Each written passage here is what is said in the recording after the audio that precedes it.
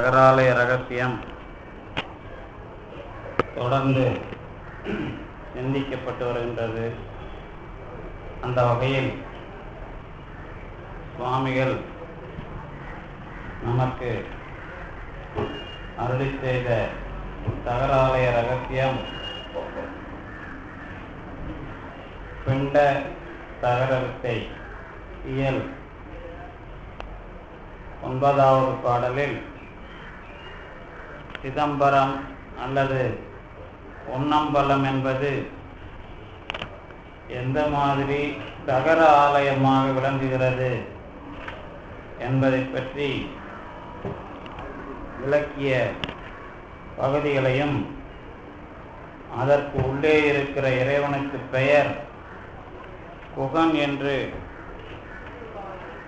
சொல்லப்படுகிற ஒரு பரம்பொருள் என்பதையும் அமைத்து காட்டியதை நாம் சிந்தித்தோம். அந்த வகையில் இடம் சார்பு கடந்த அல்லது ஆதாரம் கடந்த ஒரு அனுபவ பொருளாக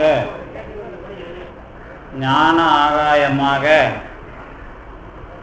விளங்குகிற இடம்தான் பொன்னம்பலத்தில் ரகசியமாக நாம் அல்லது தகராலய ரகசியமாகவே அனுபவிக்கக்கூடிய ஒரு அடிப்படை என்பதாக சுவாமிகள் நமக்கு தெளிவுபடுத்தியுள்ளார்.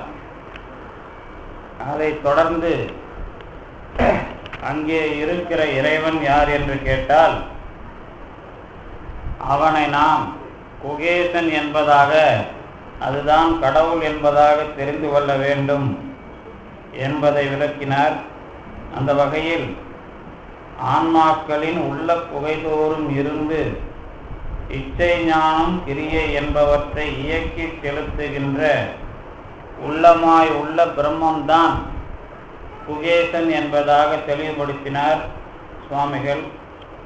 அந்த வகையில் இனி குகேசனுடைய சொரூப இலக்கணம் என்ன என்பதை பற்றி சொல்ல வருகிறார். அதற்காக அமைத்த பாடல் 10வது பாடல். உங்களுக்கெல்லாம் இங்கேயும் அல்லது சித்தாந்த பாடம் படிக்கிற வகையிலேயும் சொல்லியிருப்பார்கள், அல்லது ஒரு அடிப்படை என்று சொன்னால் அதற்கான தன்மை இன்னது என்பதை வரையறுத்து சொல்லுவது ஒரு முறை. அந்த முறையில் இலக்கணம், அந்த இலக்கணம்தான் சொரூபம் அல்லது ஸ்வரூபம், தடஸ்தம் அல்லது தடத்தம், பொது இயல்பு, தன்னியல்பு என்பதாக அதை பிரித்து நமக்கு சித்தாந்த சாஸ்திரங்களில், சித்தியார் போன்ற சாஸ்திரங்களில் அமைத்து காட்டியிருப்பார்கள்.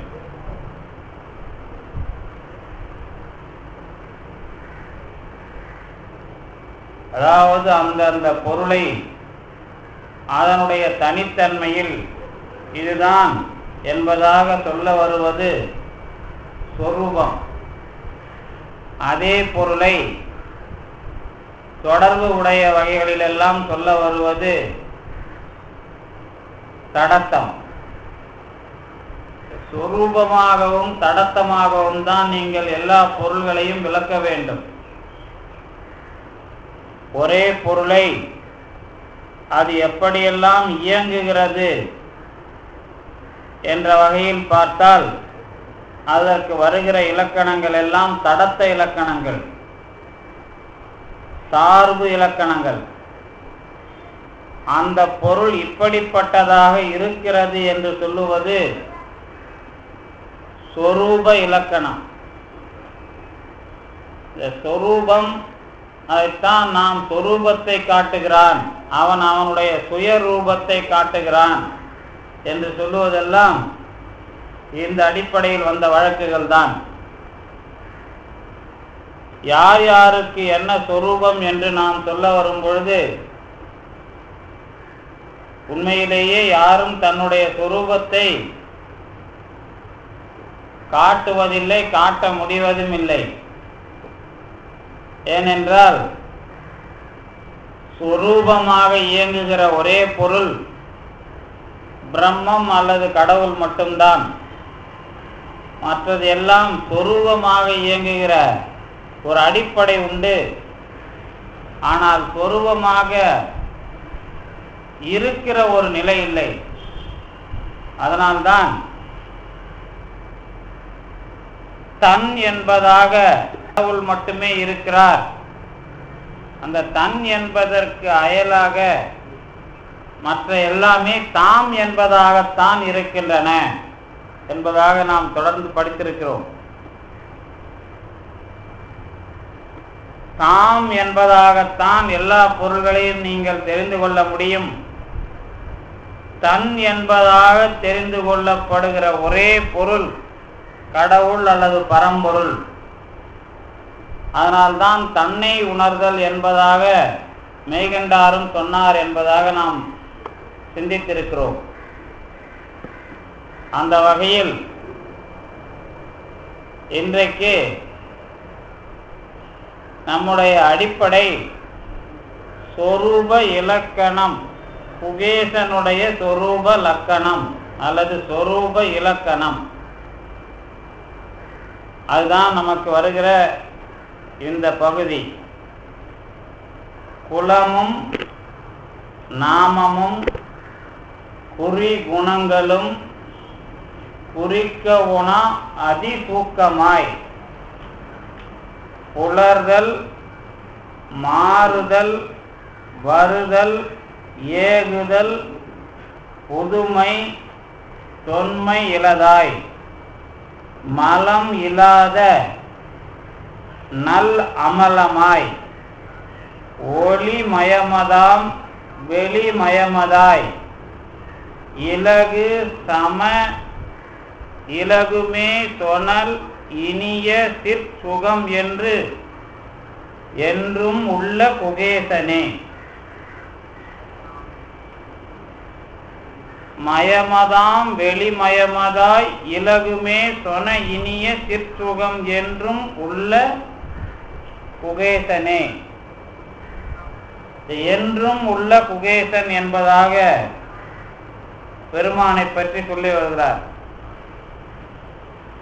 என்றைக்கும் இருக்கிறவன், இது முதல் விஷயம். அந்த பரம்பொருள் எப்படிப்பட்டது என்று கேட்டால், சுவாமிகள் இந்த பாடலை அவரே தெளிவாக எல்லா விளக்கங்களையும் அமைத்து விடுகிறார். குலம் நாமம் குறி குணங்கள் குறிக்க ஒணா அதிசூக்கம்.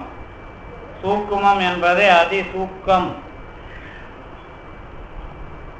இந்த மிகவும் நுட்பமான, அதுதான் இங்கே வருவது. குலம் என்பதாக ஒன்று, நாமம் என்பதாக ஒன்று. நாமம் என்றால் பெயர், குறி அடையாளங்கள், குணம், இவைகளால் குறிக்க ஒணாத ஒன்று. முதல் விஷயம். குலத்தாலும் குறிக்கப்படாதது, பெயராலும் குறிக்கப்படாதது, அடையாளங்களாலும் குறிக்கப்படாதது, குணங்களாலும் குறிக்கப்படாதது. இப்படிப்பட்ட ஒரு பொருள்தான் அதிசூக்கமானது. இதான் முதல்ல பரம்பொருளுக்கு சொரூப இலக்கணம். அதுல முக்கியமானது என்ன என்று கேட்டால், இந்த குணங்களாலும் குறிக்கப்படாதது. அதுதான் ரொம்ப முக்கியமான ஒரு அடிப்படை. அதையும் சுவாமிகள் எடுத்துக்கொண்டு விரிவாக அதற்கும் தன்னுடைய அந்த விரிவுரையில அமைக்கின்றார். குகபிரம்மத்திற்கு குணம் எது என்று கேட்டால், யாதொரு குணம் இல்லாதது, யாதொரு பொருளாய் இருத்தல் இன்று என்று சொல்லுகிற அடிப்படையில், அது குணகுணியாக இருப்பதா என்று கேட்டால் ஞானமாகவே இருப்பது என்பதாக ஒரு விளக்கத்தை அங்கே அமைக்கிறார். இவைகளெல்லாம் விரிவாக வருகின்ற விளக்கங்கள். நாம் இதை தொடர்ந்து இதை பார்ப்போம்.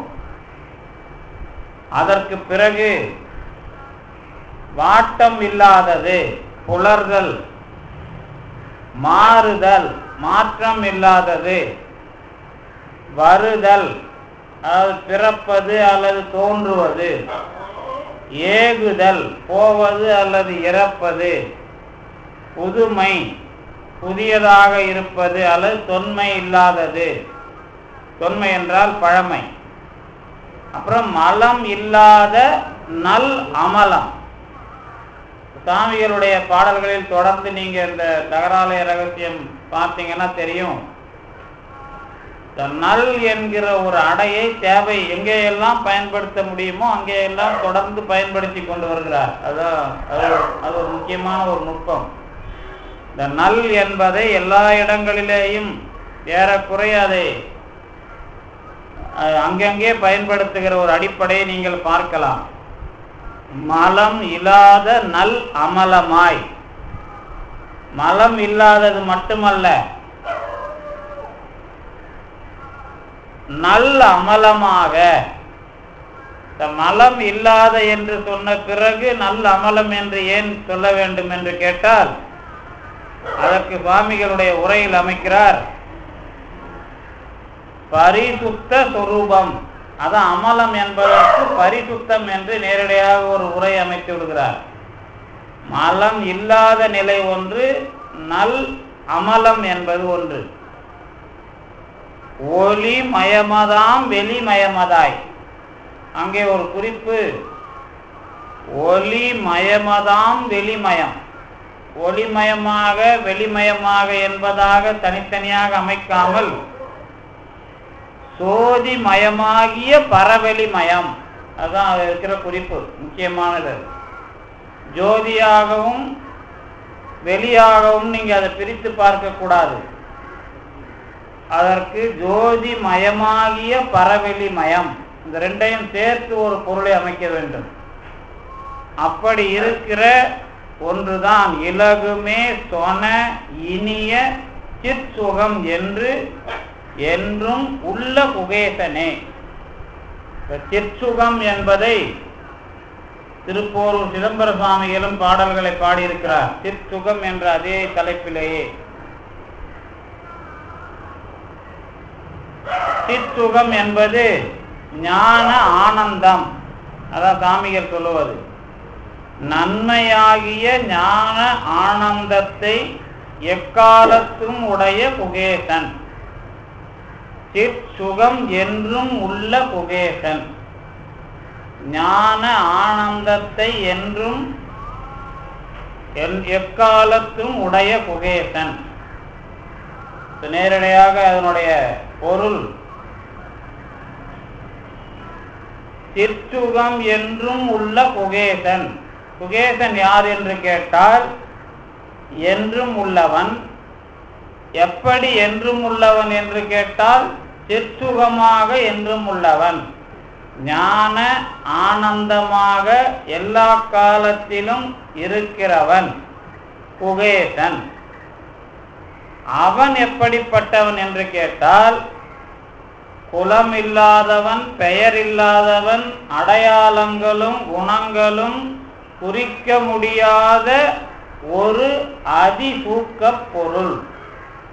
அது வாடுவதோ வேறுபடுவதோ பிறப்பதோ இறப்பதோ புதுமையானதோ பழமையானதாகவோ இல்லாமல், குற்றமுடையத மலமாகவும் இல்லாமல், நல்ல பரிசுத்தமான பொருளாக ஒளிமயமான வெளியாக இருக்கிற ஒரு ஆகாயம். இதுதான் அந்த பாடலின் மூலமாக குகேசன் என்கிற பரம்பொருளினுடைய சொரூப இலக்கணத்தை சொல்லுகிறார்.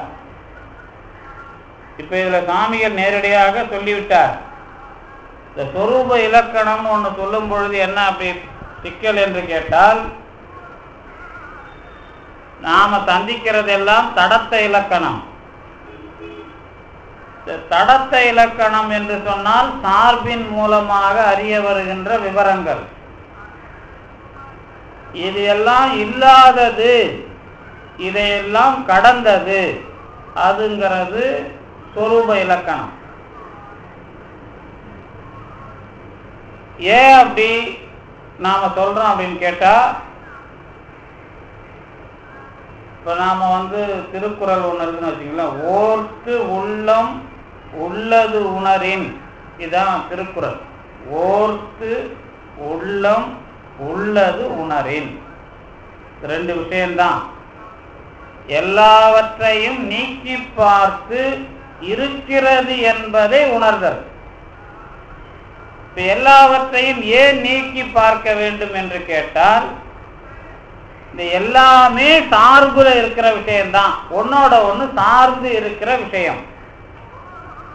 சார்ந்து இருக்கிற விஷயமாக இருக்கிற எல்லாவற்றையும் நீக்கி நீக்கி நீக்கி நீக்கி சார்ந்து இல்லாத ஒன்றாக இருக்கிற ஒன்றை பார்ப்பது. அதை பார்த்தாதான் ஒரு தலையா பேர்த்து உள்ள வேண்டா பிறப்பு அப்படின்னு அவர் சொல்வார். அதுக்கு வடமொழியில என்ன முறை வச்சிருப்பாங்க அப்படின்னா, நேத்தி நேத்தி அவர்கள் சொல்லுகிற முறை. ந இதி ந இதி, அதாவது இது இல்லை இது இல்லை இது இல்லை என்று நீக்கி பார்ப்பது. இது இல்லை இது இல்லை என்று எல்லாவற்றையும் நீக்கி பார்க்கிறது மட்டுமில்ல, இது என்பதாக இருக்கிறது என்பதாக ஒன்றை பார்க்க வேண்டும். அதுதான் திருக்குறள்ல திருவள்ளுவர் கவனமா சொன்னது. அதுக்கு தான் சாமி என்ன பண்ணார், என்றும் உள்ளது, அதே சமயத்துல ஞான ஆனந்தமாக என்றும் உள்ளது, அந்த மாதிரி அதை பார்க்கணும். சரி, ஞான ஆனந்தமாக என்றும் உள்ளதை பார்க்கிறோம் என்று சொன்னா, எது எதுவா நீங்க பார்க்கறது எல்லாம் அது இல்லைன்னு நீங்க தெரிஞ்சுக்கணும்.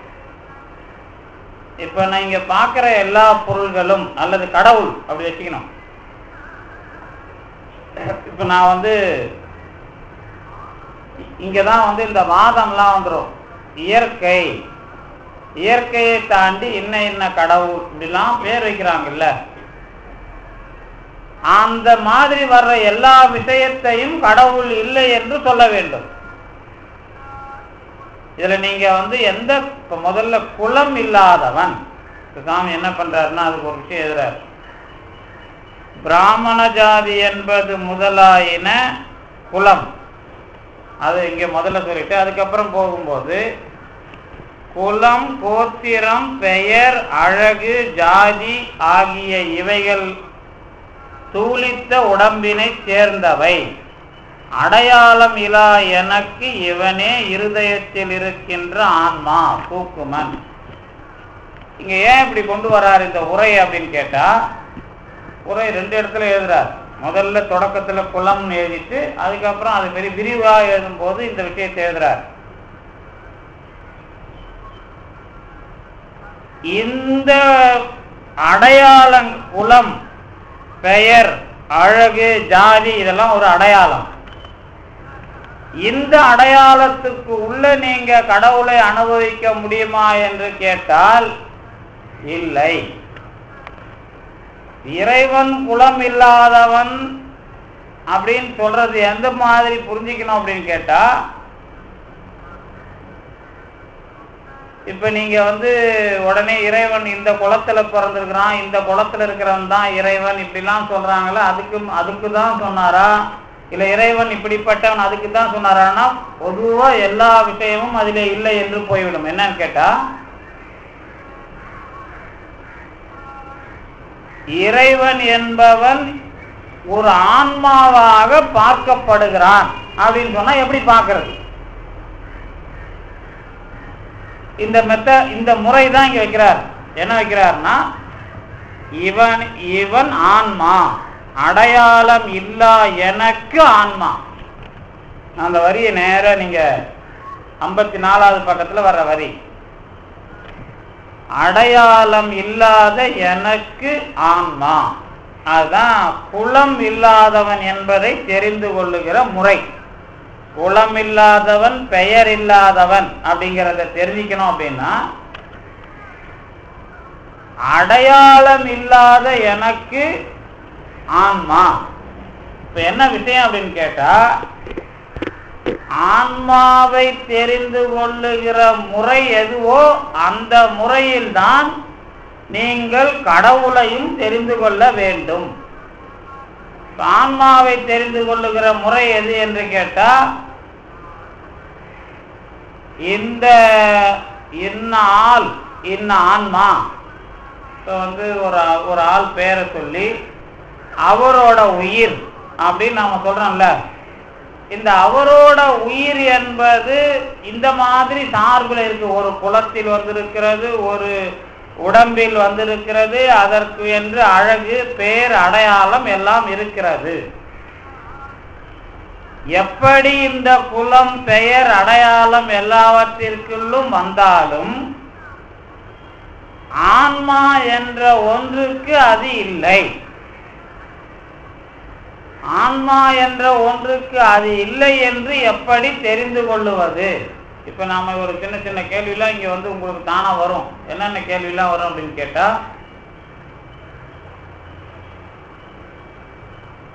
சாமி அதை தொடங்குறார். நிறைய பேர் அந்த விஷயத்துல, விவேகானந்தர்லாம் அந்த விஷயத்தை வேற மாதிரி எடுத்துக்கிறார், ரெண்டா பிரிச்சிருவார். குலம் என்பது வேறு, ஜாதி முறை என்பது வேறு, வர்ண முறை என்பது வேறு, ஜாதி முறை என்பது வேறு. ஒரே ஆள் தான் எந்த மாதிரி முன்னேறுகிறானோ அதை ஒட்டி அவனுக்கு இந்த பெயர், அதை வர்ணத்துக்கு சொல்லிடுவார். அப்புறம் உழைப்பு அடிப்படையில் ஜாதி இப்படி பிரிகிறது, அதை ரெண்டா பிரிச்சிருவார். இந்த மாதிரி விஷயங்கள்லாம் இப்ப இந்த ஊர்ல வந்தது, இந்த நாட்டுல வந்தது, வேற நாட்டுல இல்ல, இந்த மாதிரி விஷயங்கள்லாம் வருது இல்ல, இதெல்லாம் ரொம்ப சாதாரண விஷயம். ஆனா இது பிரச்சனையை பெருசா பண்ணிட்டு இருக்கு.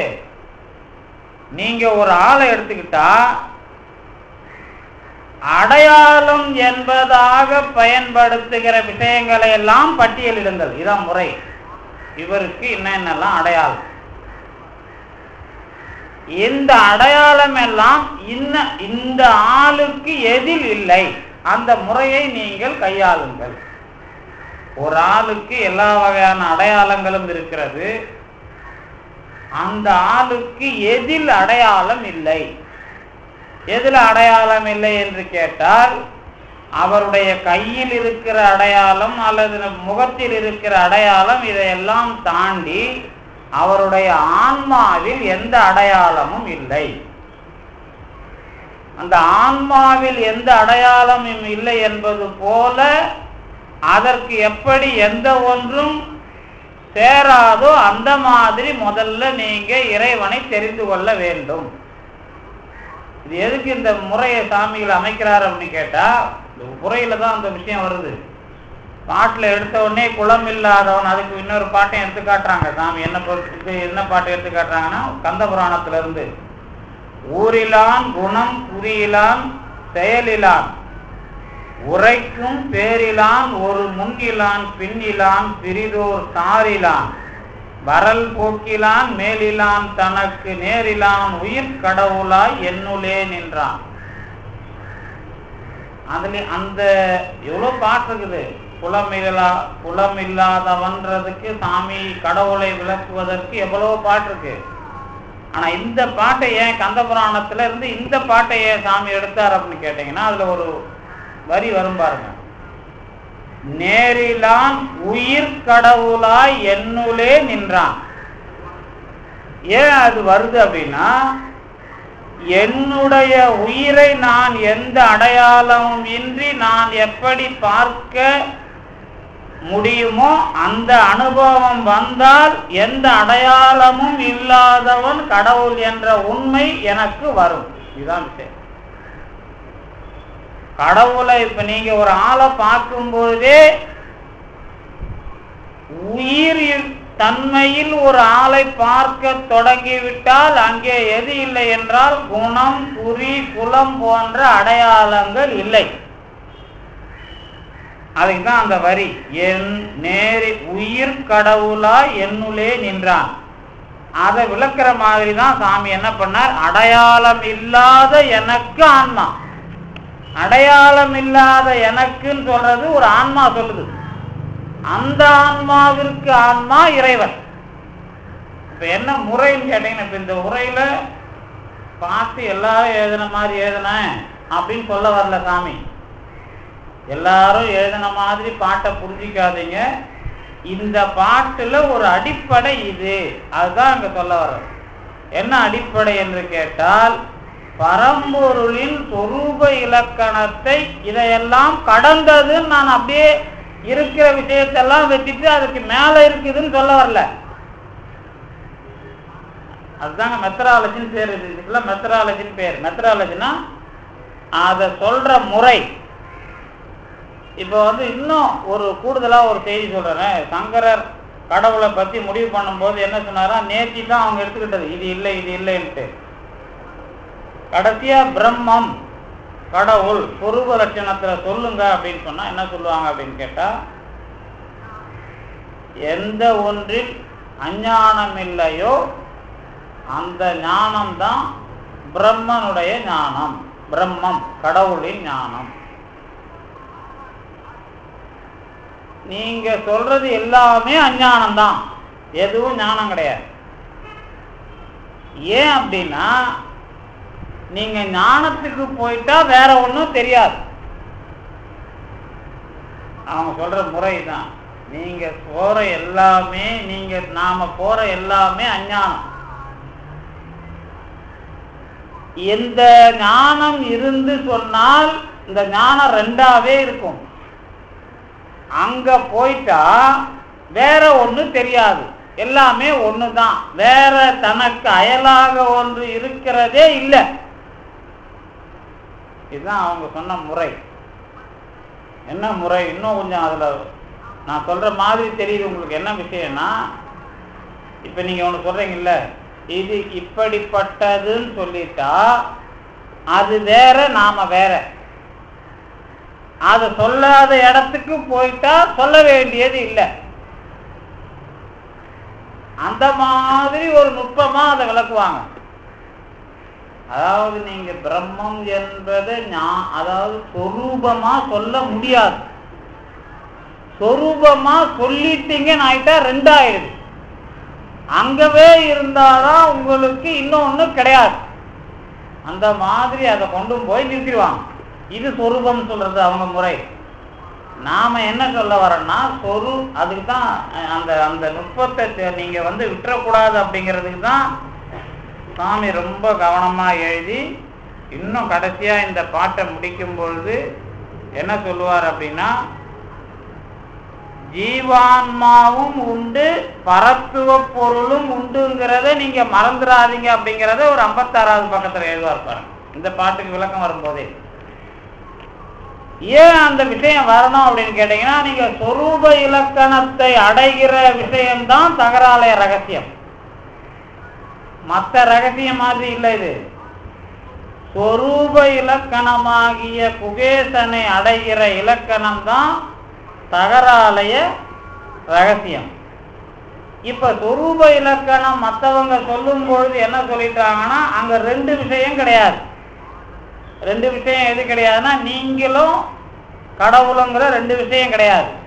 அங்க ஒரே விஷயம்தான், கடவுள் தான் எல்லாம். கடவுளுங்கிற ஒரு விஷயத்தை தவிர வேற ஒண்ணு இல்லை. இது கடவுளோட சொரூப லட்சணத்துல இருக்கிற பிரச்சனை. இந்த கடவுளோட சொரூப லட்சணத்தை விளக்க வர்றது, அதை சொல்ற முறை, அதுலயே இந்த விஷயத்தை எடுத்துக்கிறார் சாமி கையில. எந்த விஷயத்தை? குணம் குறி இல்லாதது என்று சொல்ல வருகிறீர்கள் என்று சொன்னா, அதை உங்களுக்கு விளக்கணும் சொன்னா, குணம் குறி இல்லாத நான் ஒருவன் இருக்கிறேன் இந்த உடம்பில் என்பதை தெரிந்து கொண்டால்தான் இது போன்று எனக்கு உள்ளே இருக்கிற ஆன்மா என்பது குணம் குறி இல்லாதது என்பதை நான் உணர முடியும். இதுதான் முறை. நீங்க இது இல்லை இது இல்லைங்கிறதுல இங்கேயும் பொருத்தம் வரும், அங்கேயும் பொருத்தம் வரும். ஆனா எதுவும் இல்லைன்னு ஆயிடாம, இது இந்த அடையாளம் இல்லாத ஒரு இருக்கிற பொருள். எந்த அடையாளம்? குணம் இல்லாத, பெயர் இல்லாத, குறி இல்லாத, குணங்களாக இல்லாத, குறிக்க ஒணாத பொருள். இதுதான் எது? பிரம்மம். இது என்ன பிரச்சனை அப்படின்னு கேட்டீங்கன்னா, நமக்கெல்லாம் இப்போ கடவுளை பற்றி நீங்கள் நினைச்சிக்கிட்டு உள்ளே போகணும். இப்போ கடவுளை பற்றி நினைக்கும் போதே நமக்கு என்னெல்லாம் பிரச்சனை வந்தது? இப்போ பரம ரகசியம் என்கிற கடவுள் அல்லது சொரூபமாக இருக்கிற கடவுள். இப்போ நீங்கள் கடவுள்னாலே உங்களுக்கு என்ன பிரச்சனை வரும்னா, முருகன், வேலு, மயில் இதெல்லாம் ஞாபகத்துக்கு வந்துடும். அதெல்லாம் இல்லைங்கிறது தான் இதோட நுட்பம். இதோட விஷயம் என்ன அப்படின்னு கேட்டால், நீங்கள் போகும்போதே இங்கே முருகனா குழந்தையா பார்க்கறது இந்த மாதிரி இங்கே சொரூபத்தில் அதெல்லாம் கிடையாது. அதெல்லாம் தடத்தம். எது தடத்தம்? உங்களுக்கு குழந்தை மாதிரி வராரு, வேல் எடுத்துட்டு வராரு, மயிலில் வராரு, இதெல்லாம் தடத்த இலக்கணம். எல்லாம் தடத்த இலக்கணம் தான். வள்ளிய கல்யாணம் பண்ணதெல்லாம் இன்னும் அது கீழே. அது தடத்த இலக்கணம் கூட கிடையாது. தடத்த இலக்கணம் சொன்னாலே அது இந்த கதைக்கெல்லாம் வராது. இதெல்லாம் ஏன் அருளாளர்கள் சொல்றாங்கன்னா, ஒரு நுட்பம் வச்சுக்கணும். மக்கள்கிட்ட ஒரு விஷயம் போயிட்ட பிறகு அதை சேர்த்து வச்சு பதில் சொல்லணும். சேர்த்து வச்சு அதுல ஒரு இணைப்பு சொல்லி அதுக்குள்ள கொண்டு வரணும். இந்த சாதாரண ஆளை கொண்டு வர்றதுக்கு, அடுத்த ஆளை கொண்டு வர்றதுக்குன்னு ஒரு விஷயம் வச்சிருக்கிறோம்ல. 3 டெஸ்ட் வைப்போம்ல. ப்ரிலிமினரி டெஸ்ட் வச்சு அப்புறம் மெயின் டெஸ்ட் வச்சு கொண்டு வர்றீங்கல்ல. எதுக்கு கொண்டு வர்றோம்? அந்தந்த கேட்டகரியை பிரிக்கிறது. இந்த கேட்டகரியை பிரிக்கிற விஷயத்துல இதெல்லாம் வந்துடும். நீங்க இங்க தகராலய ரகசியம் படிக்கும் போது வள்ளிய கல்யாணம் பண்ணாரா, தேவயானை கல்யாணம் பண்ணாரான்னு கேட்டா, தகராலய ரகசியம் ஏன் படிக்க வந்தீங்கன்னு கேட்பேன் நான். அப்புறம்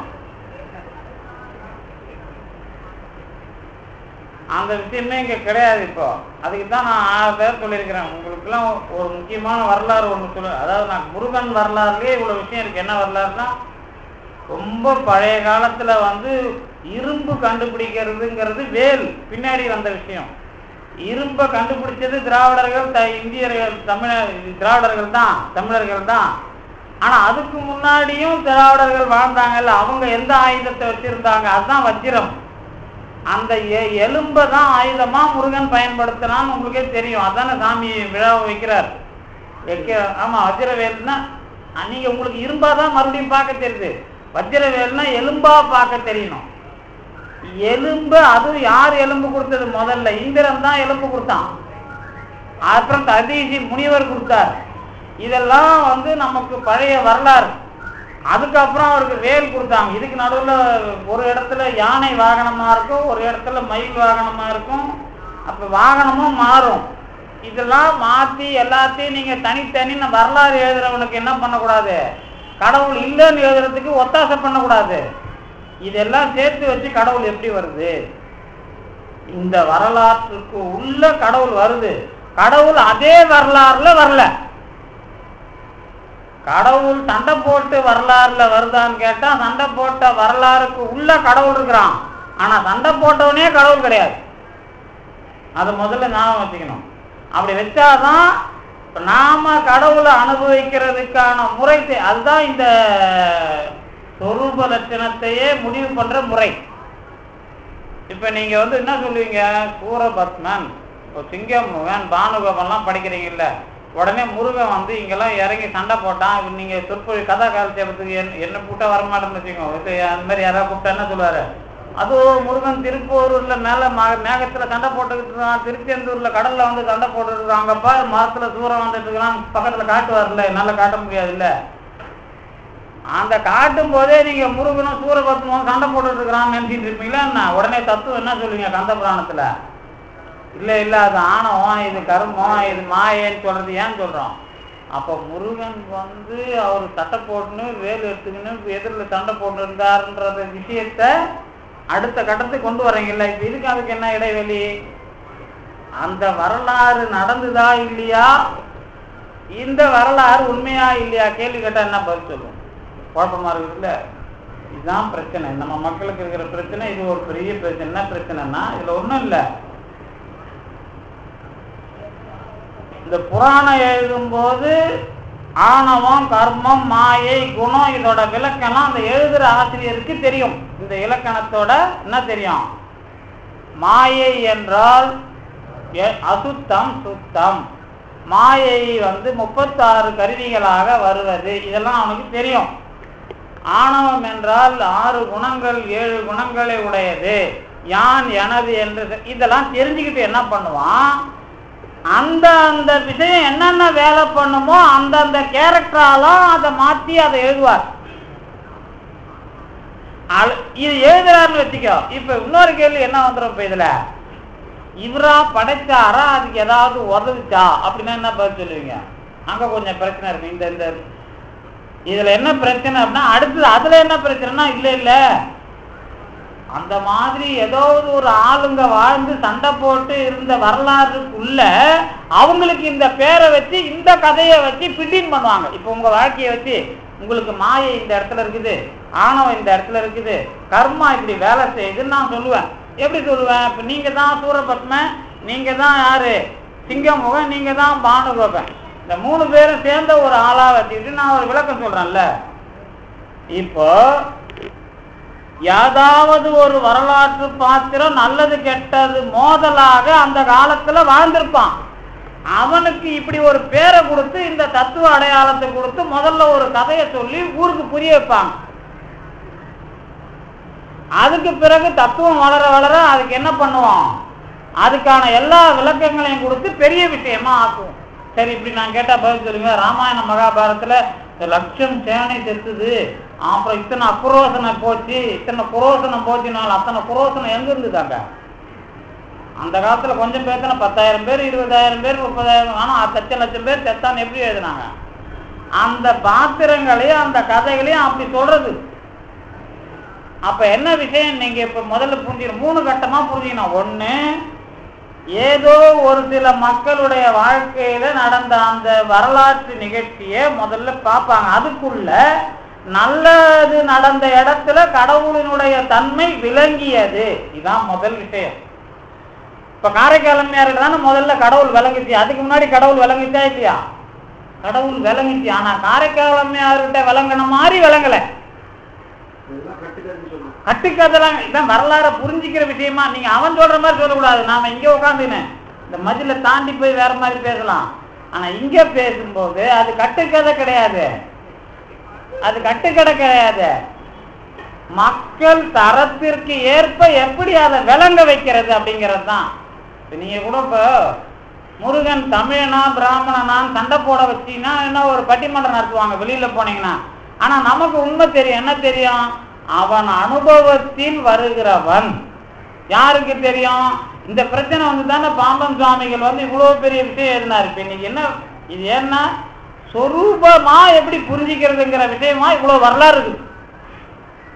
நீங்க போன உடனே சொரூபமா புரிஞ்சிக்கிறதுல நாம என்னத்தை சாமிய சொரூபமாக புரிந்து கொண்டோம் அப்படிங்கிற முடிவுக்கு வரணும்னா இந்த சின்ன சின்ன வரலாறையும் உடைக்கணும். நானும் தத்துவவாதி மாதிரி ஆமா பெருவன் அகல நிகழ சகல என்னது அகல திகழ நகல வாக்கு மனாதீதன் அப்படின்னு நான் சொல்லிடுவேன். அது பிரச்சனை இல்லை எனக்கு. அது நாம இப்ப நீங்க சாதாரண மக்களுக்கு சொரூபத்துக்கு கடைசி வரைக்கும் வழியே சொல்ல மாட்டாங்க. இப்ப இந்த கந்த புராணத்துக்கும் இந்த புராணத்துக்கெல்லாம் இவ்வளவு பிரச்சனை இருக்குது. அதுல என்ன சொரூபம் தெரிஞ்சுக்கணும் நாம. இப்ப நீங்க என்ன சொல்லிட்டீங்க சிம்பிளா, அதெல்லாம் கட்டுக்கதை போல இருக்குது, அப்புறம் முருகனே இல்லைன்னு சொல்லிட்டு போடுவாங்க. இன்னொரு ஆள் இப்ப என்ன விஷயம் அதுக்குள்ள நீங்க அதுதான் அந்த போக்குற விஷயம். சாமி அழகா சொல்றாரு, இந்த போக்குறதுன்னு ஒண்ணு இருக்குது. இப்ப அண்டத்தையே பெருமான் கோத்து வச்சிருக்கிறான், நிறுவி வைக்க. இந்த நிறுவிங்கிற வார்த்தை தமிழ்ல ஒரு அற்புதமான வார்த்தை. அந்த மாதிரி நீங்க ஒண்ணுத்த நிறுவுற வேலையை அவங்க பண்றாங்க.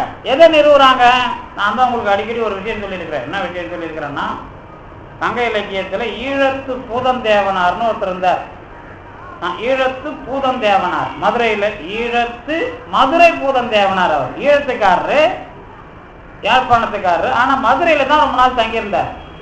அவர் பாட்டு பாடிருக்கார். சங்க காலத்துல ஒரு கொஞ்சம் பாட்டு பாடிருக்கார். அந்த பாட்டுல ஒரு பாட்டு, என்ன பாட்டு அப்படின்னா, ஒரு பறவை தான் இருக்கிற இடத்த விட்டு போகல. ஏன் போகல அப்படின்னா, அந்த இடம் எப்படி இருந்ததுன்னு கேட்டா, அந்த இடத்துல வந்து மண் மேடிட்டு இருக்குது, அதுக்கு மேல ஒரு கிளை இருக்குது, அதுல அது உக்காந்துருக்குது. ஒரு காலத்துல கொட்டாயா இருந்து அந்த கொட்டகைக்கு உள்ள ரெண்டும் ஆண் பறவையும் பெண் பறவையும் நல்ல மகிழ்ச்சியா வாழ்ந்துதான்.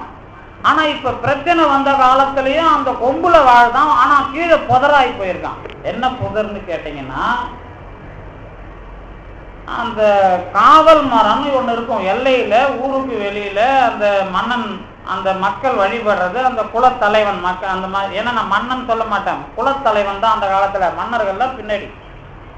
அவங்க வழிபட்ட அந்த மரத்தோட அடித்தண்டு கரையாரிச்சு இது மண்ணா போய், அந்த கூரையும் செவுரும் எல்லாம் மண்ணா போய் புத்தாயிடுச்சு.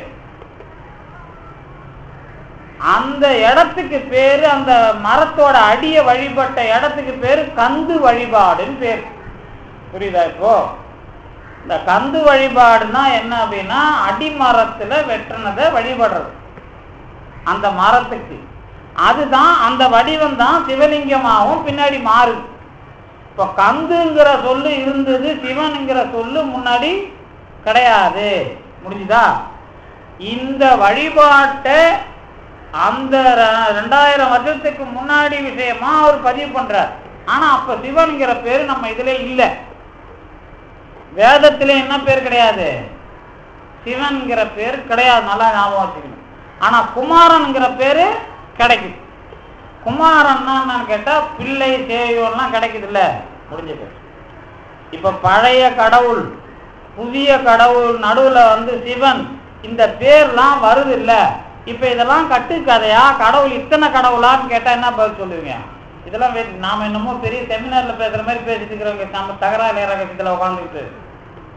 இதெல்லாம் என்ன பிரச்சனைன்னு கேட்டா, இத்தனை கடவுளுங்கிற விஷயமும் கடவுள் விஷயம் இல்லைங்கிறதான் உண்மை. இத்தனை விஷயமும் என்ன விஷயம்? அடையாளங்கள். ஏதாவது ஒரு வகையில் குணம், ஏதாவது ஒரு வகையில் குறி, ஏதாவது ஒரு வகையில் அடையாளம் சார்பில் வருகிற என்னது, நல்லதை நோக்கிய முயற்சி, வழிபாடு, இதெல்லாம் வரும். ஆனா இதுவே என்ன கிடையாது, சொரூப இலக்கணத்தை அடைகின்ற விஷயம் கிடையாது. ஆனா இதை நாம என்னன்னு சொல்லல, இது எல்லாத்துக்கும் மக்களை இணைக்கிறதுக்கு என்ன பண்ணுவோம். இப்ப இப்படி வச்சுங்களேன், கூர்வேல் கொடுந்தொழிலன் நந்தகோபன். யார் அவர்? நந்தகோபன் கிருஷ்ணனோட அப்பா, அதானே, கண்ணனோட அப்பா. அதே மாதிரி கோபால கிருஷ்ணன் வருது இல்ல, கிருஷ்ணன். அதுக்கு முன்னாடி கோபாலகிருஷ்ணன் அர்த்தம் தெரியுமா உங்களுக்கு? அது பேரெல்லாம் மாற்றும் போது இவ்வளவு பிரச்சனை நடக்கும். என்ன நடக்குதுன்னா, கோவலன். கோவலன்னா மாடு மேய்க்கிறவன். இந்த மாடு மேய்க்கிற கூட்டத்திலிருந்து வியாபாரம் பண்ணவன் தான் கோவலன், கண்ணகி கோவலன். கோவல கண்ணன் அவன் தான் கோபால கிருஷ்ணன். நந்த கோவலன் தான் நந்தகோபன். இப்ப இந்தியா முழுக்க முதல்ல இருந்த திராவிடர்களுடைய எச்சம் இதெல்லாம். இப்ப இப்படி வச்சீங்கன்னா வரலாறுல கண்ணனும் கடவுள் தான், ராமனும் கருப்பன் தான். இப்ப இவங்கெல்லாம் கடவுளான்னு கேட்டா, குணம் குறிகளோடு இருக்கிற இவர்கள் வரலாற்றுக்கு உரியவர்கள். இவங்க மூலமா கடவுளுக்குரிய வரலாறு நகர்கிறது. முதல்ல இப்படி புரிஞ்சுக்கணும். இது எதுவும் என்ன இல்ல, அந்தந்த வரலாற்றை விளக்குகிற விரிவான கதைகள். அதனால அதை கட்டுக்கதைன்னு சொல்லக்கூடாது. ஒரு வரலாறு, அந்த வரலாற்றுல அடுத்த கட்டத்துக்கான உண்மை நகரும். இப்ப உங்களுக்கு என்ன உண்மை தெரியும்? உங்க பிறப்புல நான் 1000 தகராறு ரகசியம் நடத்தினாலும் உண்மை தெரியாது. உங்க பிறப்புல என்ன உண்மையோ அதை விட கொஞ்சம் வளரும். இது ஏன் வேலை கிடையாது, பெருமானுடைய வேலை. 1000 சொன்னாலும், 1000 புத்திமதி சொன்னாலும் பிள்ளைங்க வளராது. அது புத்தியில அதுவா அடிபட்டு திருந்தினாதான் திருந்தும். இந்த மாதிரி அந்த வேலை பெருமானுடைய வேலை. என்ன பண்ணுவான்னா, அதை பக்குவமா கொடுப்பான். அவன் கொடுக்குற கலையே வித்தியாசம். அதை தெரிஞ்சிக்கவே நம்மளால முடியாது. இப்ப நான் போய், இப்ப நீங்க போய் ஒரு இடத்துல கஷ்டப்படுறீங்க, ஒருத்தன் ஏமாத்திட்டான், இல்ல ஏதோ ஒண்ணு பிள்ளைங்க பொண்டாட்டி இல்ல சொந்தக்காரன் இல்ல ஃப்ரெண்டு ஏமாத்திட்டான், நீங்க என்ன பண்ணுவீங்க? அவன் துரோகி ஏமாத்திட்டான், அவனை விடக்கூடாது, கொல்லணும்னு நினைச்சீங்கன்னா உங்களுக்கு ஒரு குணம். ஏன் வினை நான் இந்த மாதிரி அனுபவிக்க நினைச்சீங்கன்னா அதுக்கு ஒரு குணம். அதுக்கப்புறம் இன்னொன்னுக்குது, நான் பழைய வினையை அவனுக்கு தீர்த்தேன் அப்படின்னு நினைச்சீங்கன்னா அது ஒரு குணம். இதை நினைக்கிறதுக்கான வளர்ச்சியே உங்க பிறப்பு வளர்ச்சி. நான் சொன்னது புரிஞ்சுதா? அது புரியும். இது என்ன புரிஞ்சுது? மூணாவதா சொன்னேன், இந்த மாதிரி நான் என்னுடைய வாழ்க்கையை புரிஞ்சிக்கிறதுக்கே என் பிறப்பு வளர்த்தான். நான் செயல்படுறதுக்கு வளர்க்கறது ஒரு முறை. இந்த பிறப்புல ரெண்டா வளர்க்கறதுங்க. பிறப்புல ரெண்டா வளர்க்கறதுனா நான் மாட்டிக்கிறது, போறது, வர்றது, அடிபடுறது, இதெல்லாம் என் வினை நினைக்கிறது ஒண்ணு. இந்த வினையின் நினைக்கிறதுக்கே உங்களை வளர்த்திருக்கிறான் பாருங்க. இப்ப நாத்திகரை கேட்டா என்ன சொல்லுவான்? அதெல்லாம் தப்புங்க, வினையெல்லாம் ஒண்ணும் கிடையாது, அவன் தப்பு பண்ணா முயற்சி பண்ணா முடிஞ்சிடும் போவாரு. எனக்கு தெரிஞ்சு இப்போ ஒரு பெரிய கம்யூனிஸ்ட் இப்போ இருக்கிறார். அவர் புள்ள நல்ல டாக்டர், வெளிநாட்டுல அவர் ஒரே பையன் தான். அதனால சரி, சென்னை முழுக்க நிறைய வீடு இருக்குது அவருக்கு. திடீர்னு ஒரு நாள் மனநோய் பாதிக்கப்பட்டான். இங்கேயே ட்ரீட்மெண்ட் கிடையாது, அமெரிக்காவில் தான் ட்ரீட்மெண்ட் பண்ணணுமா. இப்போ எல்லா சொத்தையும் விற்று ட்ரீட்மெண்ட் பண்ணிட்டு இருக்காரு. இப்போ நாம் அவர்கிட்ட போய் கடவுளை பற்றி பாம்பன் சாமி கோயிலுக்கு வந்து போவோம்னா சொல்ல முடியும்? அவர் வினையை ஒரு அனுபவிக்கிட்டுன்னு பார்த்துட்டு வர வேண்டியது தான். ஆனால் அவராக கேட்டு தேடி வந்தாருன்னா பிறப்புல கொஞ்சம் பெருமா வளர்க்குறான்னு அர்த்தம். புரியுதா உங்களுக்கு? இப்போ என்ன விஷயம் அப்படின்னு கேட்டீங்க. அதுக்காக கோயிலுக்கு இங்கே வந்துட்டா எல்லாருக்கும் வளர்த்துறாங்கன்னு கேட்டால் அதுவும் கிடையாது. உங்களுக்கு எதை புரிய வச்சு ரெண்டா வளர்க்கறது, அதுதான் பாம்பு பின்ற மாதிரி. ஒண்ணு உங்க பிறப்புல உங்க செயலுக்கான பேரு, இன்னொன்னு அதை முடிவெடுக்கிறதுக்கான உங்களுடைய வளர்ச்சி. இது ரெண்டு என்ன சொல்றது? இந்த முடிவெடுக்கிறதுக்கான வளர்ச்சி தான் நம்மோட ஞானம். இப்ப நான் என்னுடைய ஆன்மாவா பார்க்கறது தான் என்னோட ஞானம். இப்ப அப்படி பார்க்க தெரிஞ்சவங்களுக்கு தான் கடவுளோட சொரூப லட்சணங்கிற வளர்ச்சியே வரும். இதுதான் தகராலய ரகசியத்தில் ஆன்மாவை பார்க்கிற முறையாக பாம்பன் சுவாமிகள் கந்த புராணத்தை பாட்டை தோண்டி எடுத்துன்னு போட்டு நான் இன்ன விளக்கை எழுதுறாதுக்குன்னு சொன்னதுக்கு அர்த்தம். நான் எல்லாரும் சொன்ன மாதிரி ஏன்னா இப்ப கந்த புராணம் பாட்டை யாரும் பெருசா கொண்டாட போறது இல்லை.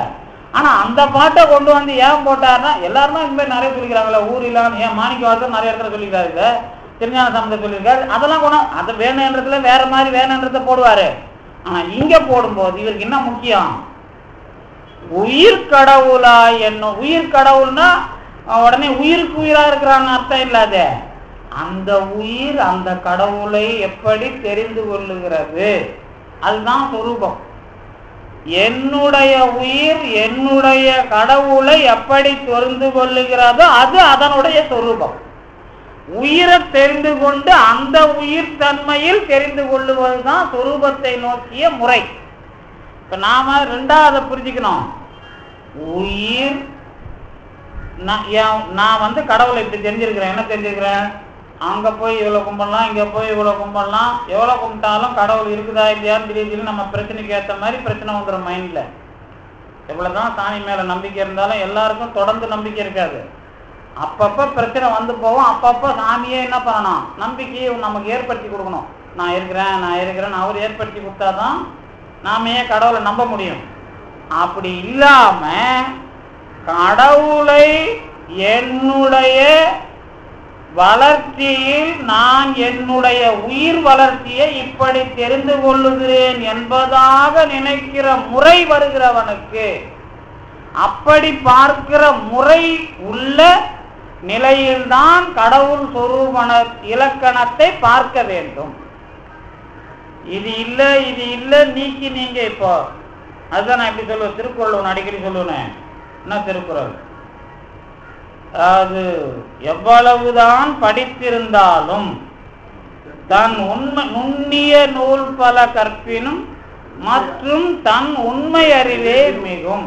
இதுதான் படிக்கிறதுக்கு பேர் என்ன?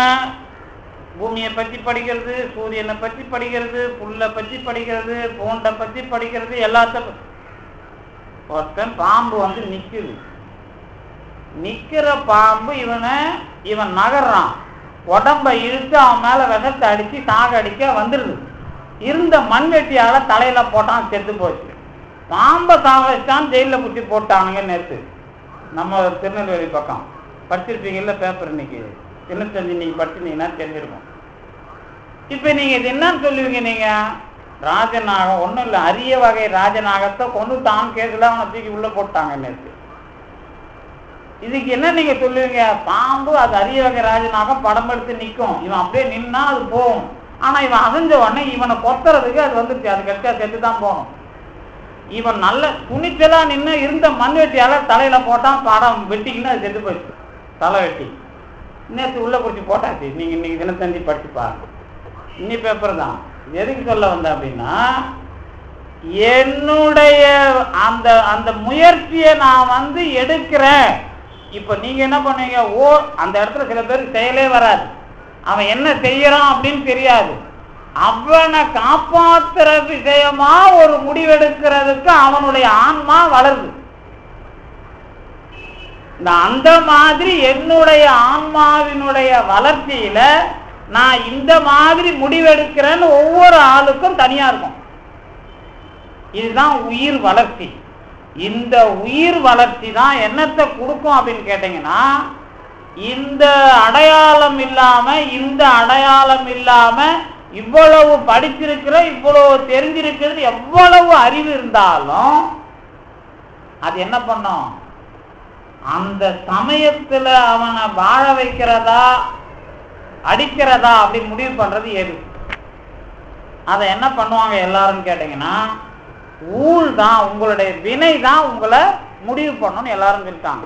திருக்குறளுக்கும் அப்படிதான் உரை எழுதிட்டாங்க. யாரு? சமண தாக்கத்துல பௌத்த தாக்கத்துல இருந்தவங்க எல்லாம் அப்படிதான் உரை எழுதிட்டாங்க. ஆனா திருவள்ளுவர் கடவுளை ஏற்றுக்கிறவர், அதனால அவர் வினைக்கு மட்டும் தலைமைத்தன்மை கொடுக்கல. என்ன விஷயம் நடந்ததுன்னு கேட்டீங்கன்னா,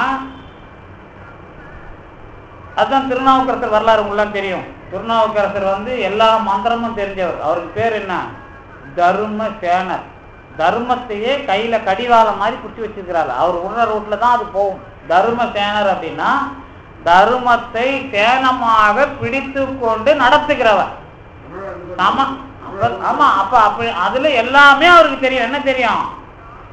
எல்லா மந்திரமும் தெரியும். எதுக்கு மந்திரம்? சமண சமயத்துல வினை ஓட்டுறதுக்கு எல்லாத்துக்கும் மந்திரம் தான். சமண சமயத்துல நீங்க பழைய காலத்து ஓலைச்சுவடி ஆராய்ச்சி பண்றவங்களுக்கு தெரியும்.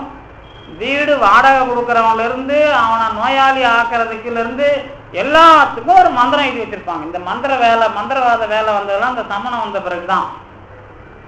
இந்த மந்திர தந்திர வேலை எல்லாத்தையும் தெரிஞ்சு வச்சிருந்த ஒரு பெரிய ஜாம்பவான் யாரு? திருநாவுக்கரசர். அவருக்கு வயிற்று வலி வந்த பிறகு அது பலிக்கல. அதே மாதிரி தான் திருஞான சம்பந்தர்கிட்டையும் அவங்க பண்ணாங்க. இந்த மாதிரி பெருமான் என்ன பண்றான்னா, ஒரு நோயை கொடுத்து அவனுங்களை தோக்க வச்சதுதான் இந்த சைவத்துல வரலாறு.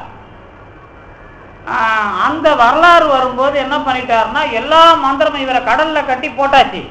ஏதாவது ஒரு மந்திரத்தை சொல்லி மிதந்து வந்துடலான்னு பாக்குறாரு, நடக்கல. ஆனா அந்த சமயத்துல நமசிவாய என்பது தானாக என்னை கரை சேர்த்ததுன்னு எழுதுறாருல்ல. இதுக்கு என்ன அர்த்தம்?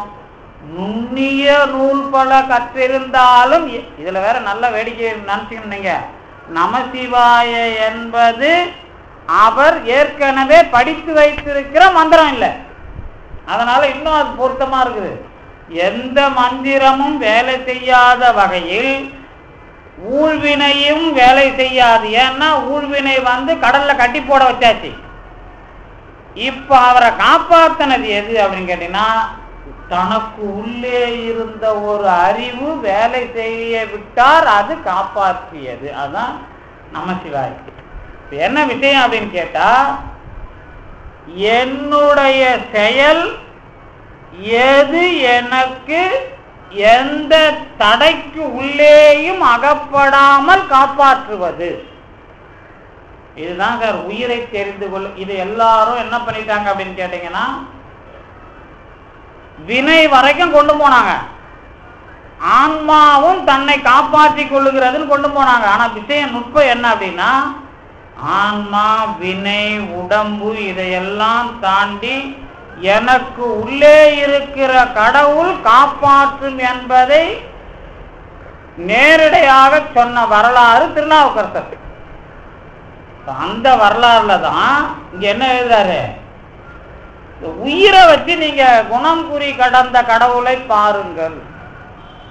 நீங்க உயிரை வச்சு பாக்குறதுனா என்ன அப்படின்னு கேட்டீங்கன்னா, அதுல நீங்க எல்லாரும் சொன்ன விளக்கம் மாதிரிலாம் கண்டிப்பா எழுதக்கூடாது. ஒரே விஷயம்தான், நீங்க பார்க்கிற பரம்பொருள் வரலாற்று பரம்பொருளா? இந்த வரலாற்றில் பரம்பொருளில் இந்த தன்மை வெளிப்பட்டது. எந்த தன்மை? ராமன் என்கிற வரலாற்றில் ஒருவனுக்கு ஒருத்தியோடு வாழ வேண்டும் என்ற உண்மை வெளிப்பட்டது. அதுக்கு முன்னாடி கண்ணனுடைய வரலாற்றில் என்ன உண்மை வெளிப்பட்டது அப்படின்னு கேட்டீங்கன்னா, எவ்வளவு பெரிய அறிவாளியாக இருந்தாலும் உன்னுடைய அறிவுத்தனத்தினால் வேலை செய்தாய் குலத்தோடு அழிந்து போவாய். கண்ணன் பெருசாயிட்டான் நீங்க நினைக்க கூடாது. அந்த ஒட்டுமொத்த குலமும் பூண்டோடு அழிஞ்சு போனதான் வரலாறு. அவன் தான் பெரிய அறிவாளி அந்த காலத்துல. அப்ப என்ன அர்த்தம்னா, வெறும் அறிவை மட்டும் வச்சுக்கிட்டு போனீங்கன்னா என்ன கண்டுபிடிக்கலாம்? அணுவை கண்டுபிடிக்கலாம். இந்த உலகமே அழிஞ்சு நீங்களாம் காணாம போயிடுவீங்க. அதுக்கான வரலாறு கண்ணனுடைய வரலாறு இல்ல. நீங்க ஒருவன் ஒருத்தியோட வாழ உண்மையோட வாழணுங்கிறத கண்டுபிடிக்கிறது ராமனுடைய வரலாறு. கண்ணனுடைய அவன் மிகப்பெரிய அறிவாளியா இருந்து சூழ்ச்சி பண்ணி எல்லாத்தையும் வாழ்ந்தெல்லாம் நினைச்ச முதல்ல இயங்கின பெரிய ஆள். அதுக்கு பிறகு முடிவுல நீங்க படிச்சு பாருங்க. பாரதத்தோட முடிவு என்னன்னு கேட்டீங்கன்னா, அந்த கண்ணனுடைய குலம் மற்ற அந்த எல்லாம் யார துரியோதன எல்லாம் மொத்தமா அழிஞ்சு போயிடும். இதுதான் உங்களுக்கு வரலாறு.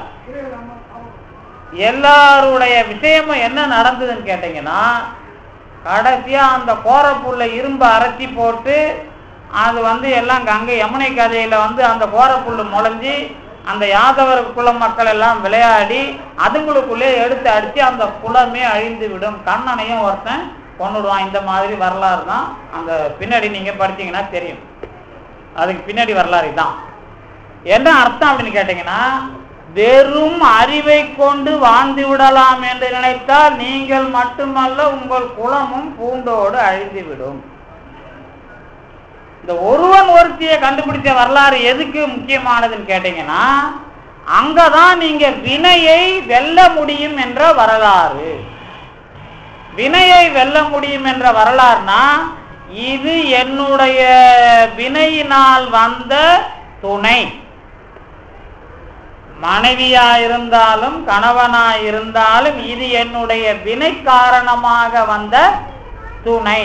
அப்புறம் வினை காரணமாக வந்த பிள்ளைகள். இதுங்களை எப்படி கரை சேர்த்தி நான் நேர்மையாக சமூகத்தில் இயங்குவது?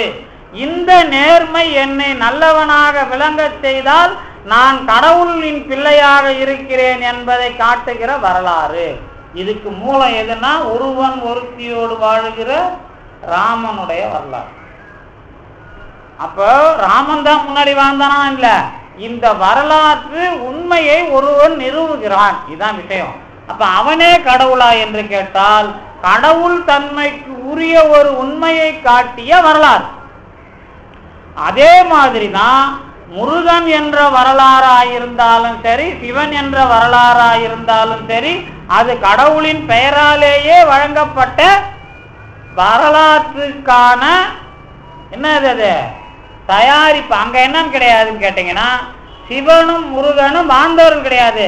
சிவனும் முருகனும் என்ற பெயர் வாழ்ந்த பாத்திரங்களில் இணைக்கப்பட்டது. அதான் வித்தியாசம். அதனாலதான் என்ன பண்ணிட்டோம், நாம வரலாற்றை ரெண்டு விதமா பிரிக்க ஆரம்பிச்சோம். இதுக்கப்புறம் நீங்க என்னத்துக்கு வரணும்னு கேட்டீங்கன்னா, இந்த கடவுள் உண்மையை நெருங்க நெருங்க அதற்கு தத்துவ விசாரம் பொருள் வேறுபாடுகள் விளக்கங்கள்லாம் சொல்லி அதுக்கு புராணம் எழுத வேண்டிய கட்டாயம் வந்தது. அப்ப புராணமா சொன்னாதான் அது எல்லா மக்களுக்கும் புரிய வைக்க பயன்படும். அப்படி வந்ததுதான் கந்த புராணம்லாம். உங்க வீட்டுல பிள்ளை மனைவிலாம் இருக்கிற மாதிரி இந்த வரலாற்றை இப்படி புரிந்து கொள்ளுங்கள். இது விஷயம். ரெண்டாவது கட்டம். மூணாவது கட்டம் வரும்போது இப்ப நீங்க எங்க நிக்கிறீங்க? இந்த சிவன் முருகன் இந்த மாதிரி விஷயங்களை எல்லாம் விட்டு விட்டு குணம் குறி இல்லாத விஷயத்தை அனுபவிக்க வேண்டும் என்று சொன்னால், உங்கள் உடம்பு அடையாளம், பிறப்பு அடையாளம், உங்களுடைய செயல் அடையாளத்தை தாண்டி உயிரை நீங்கள் கண்டுபிடித்து அதனுடைய தனித்தன்மையில் கடவுளை அனுபவிக்க தயாரானால்தான் உங்கள் உயிரில் அடையாளம் இல்லாதது போல் சொரூப இலக்கணத்தின் அடையாளம் இல்லாத கடவுளை அனுபவிக்க தயாராகிறீர்கள். இதுதான் விஷயம். சரிதானே? இதுக்கு மேல ஒன்றும் பிரச்சனை இல்லையே. கடவுளின் சொரூப இலக்கணத்தை எல்லா தத்துவவாதிகளும் இதை கடந்து பார் என்று சொன்னார்கள். அது ஆராய்ச்சி. அனுபவமாக பார்த்தால் இந்த உடம்பு எந்த அடையாளம் இதையெல்லாம் கடந்து ஆன்மா என்ற ஒன்று குலம் குணம் குறி இல்லாத ஒன்றாக எனக்குள்ளே நானாக இருக்கிறேன். நான் என்னை அனுபவிக்கும் பொழுது கடவுளினுடைய அருளால் நான் வாழ்ந்திருப்பது தெரிகிறது. இப்படி பார்த்தால் எனக்கு எப்படி குணம் குறி இல்லாத ஆன்மாவின் தன்மை இருக்கிறதோ அந்த ஆன்மாவின் தன்மையில் குணம் குறி இல்லாத பரம்பொருளினுடைய இலக்கணத்தை நான் தெரிந்து கொள்ளுகிறேன். இதுதான் முதல் 2 வரிக்கு விளக்கம். முடிதா? அடுத்தது பாருங்க. இப்போ சுவாமியை பொறுத்த வரைக்கும் அவர் ஒரு விஷயத்தை தெளிவாக அமைச்சார். என்ன விஷயம் அப்படின்னு கேட்டீங்கன்னா, அனுபவத்திற்கு தயாராவது. அதுதான் முக்கியம். இந்த அனுபவத்துக்கு தயாராகிறதுங்கிற வகையில தான் இந்த நூலை எழுதுற தொடக்கத்துல என்ன பண்ணிட்டாரு, தள்ளற்பாலது சாதி விகற்பத்தில் ஆரம்பித்தார். அதை ஆரம்பித்து ஆன்மாவை கண்டுபிடிக்கிறத சொல்லி அந்த ஆன்மாவின் தன்மையிலேயே நீங்கள் எதை பார்க்கணுங்கிறது. இப்போ முதல்ல ஆன்மாவை நீங்க எப்படி பார்க்க கத்துக்கணும்? குணம் குலம் நான் பேர் அடையாளம் இதெல்லாம் இல்லாத ஒன்றாக பார்க்கணும். இதை பார்த்தாதான் எனக்கு ஆன்மாவாக இருக்கிற ஒரு பரம்பொருளின் தன்மைதான் சொரூப இலக்கணம், அதனுடைய தனி இலக்கணம். அடுத்தது அதி சூக்கமாய். இந்த சூக்குமங்கிறதுல அதுல சாமி ஒரு விஷயம் போடுறார். இந்த அதி சூக்கம் அப்படிங்கிறதுல என்ன ஒரு விஷயம் அப்படின்னு கேட்டீங்கன்னா, அவர் ஒரு விஷயம் அருவம் உருவம் மோசியம் போட்டு சாமி ஒரு உதாரணம் சொல்றாரு. அருவம் உருவம் அருவுருவம் பார்க்குறீங்களே, இந்த அருவம் என்பது தெரிஞ்ச அது எப்படின்னு கேட்டீங்கன்னா, ஆகாயம் போல்வது, உரு அருவம் காற்று போல்வது, இந்த மாதிரி இல்லாமல் சமான ரகித சர்வ வியாபகத்துவம் இருப்பதனால் புலர்தலும் மாறுதலும் இல்லாதது. இந்த அதிசூக்குமமான பரம்பொருள் எப்படிப்பட்டது என்று கேட்டால், சமான ரகித சர்வ வியாபகத்துவம் உடைமையால் புலர்தல் மாறுதல் இல்லாதது. புலர்தல் அப்படிங்கிறதுக்கு சாமி எழுதின அதான் வாட்டம் இல்லாதது, வேறுபடாதது. இந்த வாடுதல் இல்லாதது வேறுபடாததுக்கு என்ன விஷயம் சொல்றார் அப்படின்னா, சமான ரகிதம். இந்த சமான ரகிதம்னா என்ன அப்படின்னு கேட்டா, ஒப்புமை இல்லாதது மட்டும் இல்ல, எல்லாத்துக்கும் இந்த சமம் என்பதையெல்லாம் கடந்தது. அப்படின்னா என்ன அர்த்தம் அப்படின்னு கேட்டீங்கன்னா, நீங்க சமம் என்பதற்கு உள்ளே எதெல்லாம் நீங்க சொல்லுகிறீங்களோ அதுக்கு உள்ளே இருக்கிற விஷயம். முதல்ல அதுதான் போன பாட்டிலே நினைக்கிறேன், எல்லாவற்றிற்கு உள்ளேயும் சமமாக இருப்பது. அது எல்லாத்துக்குள்ளேயும் சமமாக இருந்து இந்த சமங்களை எல்லாம் கடந்து இருப்பது. அதனாலதான் என்ன பண்ணிட்டார், வியாபகத்துவம் உடையது. இந்த சமான ரகிதம்னா என்ன அர்த்தம் அப்படின்னா, எல்லாவற்றிற்குள்ளும் சமமாக இருந்து கடந்தது, எல்லாத்துக்குள்ளேயும் நிறைந்து இருந்து அவைகளை கடந்த ஒன்றுக்கு பெயர் தான் சமான ரகித சர்வ வியாபகத்துவம். அதனால என்ன கிடையாது அப்படின்னு கேட்டீங்கன்னா, வாட்டமோ வேறுபாடோ கிடையாது. இந்த வாட்டம் வேறுபாடுனா என்ன அர்த்தம் அப்படின்னு கேட்டீங்கன்னா, இப்ப நாம சொல்றேன்ல, இப்ப மலர், இந்த புலர்தல்ன்ற வார்த்தையை போட்டு சாமி மலர் என்பது மலர்ந்து அதுக்கப்புறம் வாடுவது அப்படின்னு ஒரு விஷயம். இந்த மாறுதல் இது மட்டும் இல்லை, இதுல அர்த்தம் என்ன அர்த்தம் அப்படின்னு கேட்டீங்கன்னா, இந்த புலர்தல் மாறுதல்ங்கிறதுக்கு என்ன அர்த்தம் அப்படின்னு கேட்டீங்கன்னா, ஒரு பொருளினுடைய வேறு வேறு தன்மைகள் நிலைமைகள்லாம் புலர்தல். ஒரு பூ அரும்பாக இருந்து மலர்ந்து வாடி போகிற தன்மை என்பது அந்த பூவினுடைய வேறு வேறு நிகழ்ச்சி, இதெல்லாம் புலர்தல். இந்த பூவே இன்னொரு பொருளா மாறுது. எதுவா மாறுது? காயா மாறுது அல்லது வேற ஒரு பொருளா மாறுதுன்னு வச்சுங்களேன். அந்த மாதிரி இல்லாதது ஒரு பொருளினுடைய வேறு நிலைமை, ஒரு பொருளினுடைய இன்னொரு நிலைமை. இந்த இரண்டும் இல்லாதது எது? சமான ரகித சர்வ வியாபகத்துவம். அப்படின்னா என்ன அர்த்தம் அப்படின்னா, உலகத்துல இருக்கிற பொருள் எல்லாம் இப்படிதான். எதுவா இருக்குது? ஒரு பொருள் தான் மாறி மாறி இது தன்னுடைய நிலைமைகளை மாற்றி மறைந்து போவது, இன்னொரு பொருளாக மாறுவது. இந்த இரண்டு தன்மைகளும் அதற்கு இல்லை. ஏனென்றால் அதுதான் எல்லாவற்றிலும் இருக்கிறது, மற்ற பொருள்கள் தான் அப்படி ஆகி கொண்டிருக்கின்றன. அதனால் புலர்தல் மாறுதல் இல்லை. அடுத்தது என்ன அப்படின்னு சொல்றாரு கேட்டீங்கன்னா, அதான் சொல்றான் ஏகுதலா, அதான் வருதல் ஏகுதல். ஏகுதல்னா போறது. ஏகினா மலர் மீசை ஏகினான், மேல இருக்கிறது, மேல போறது வர்றது.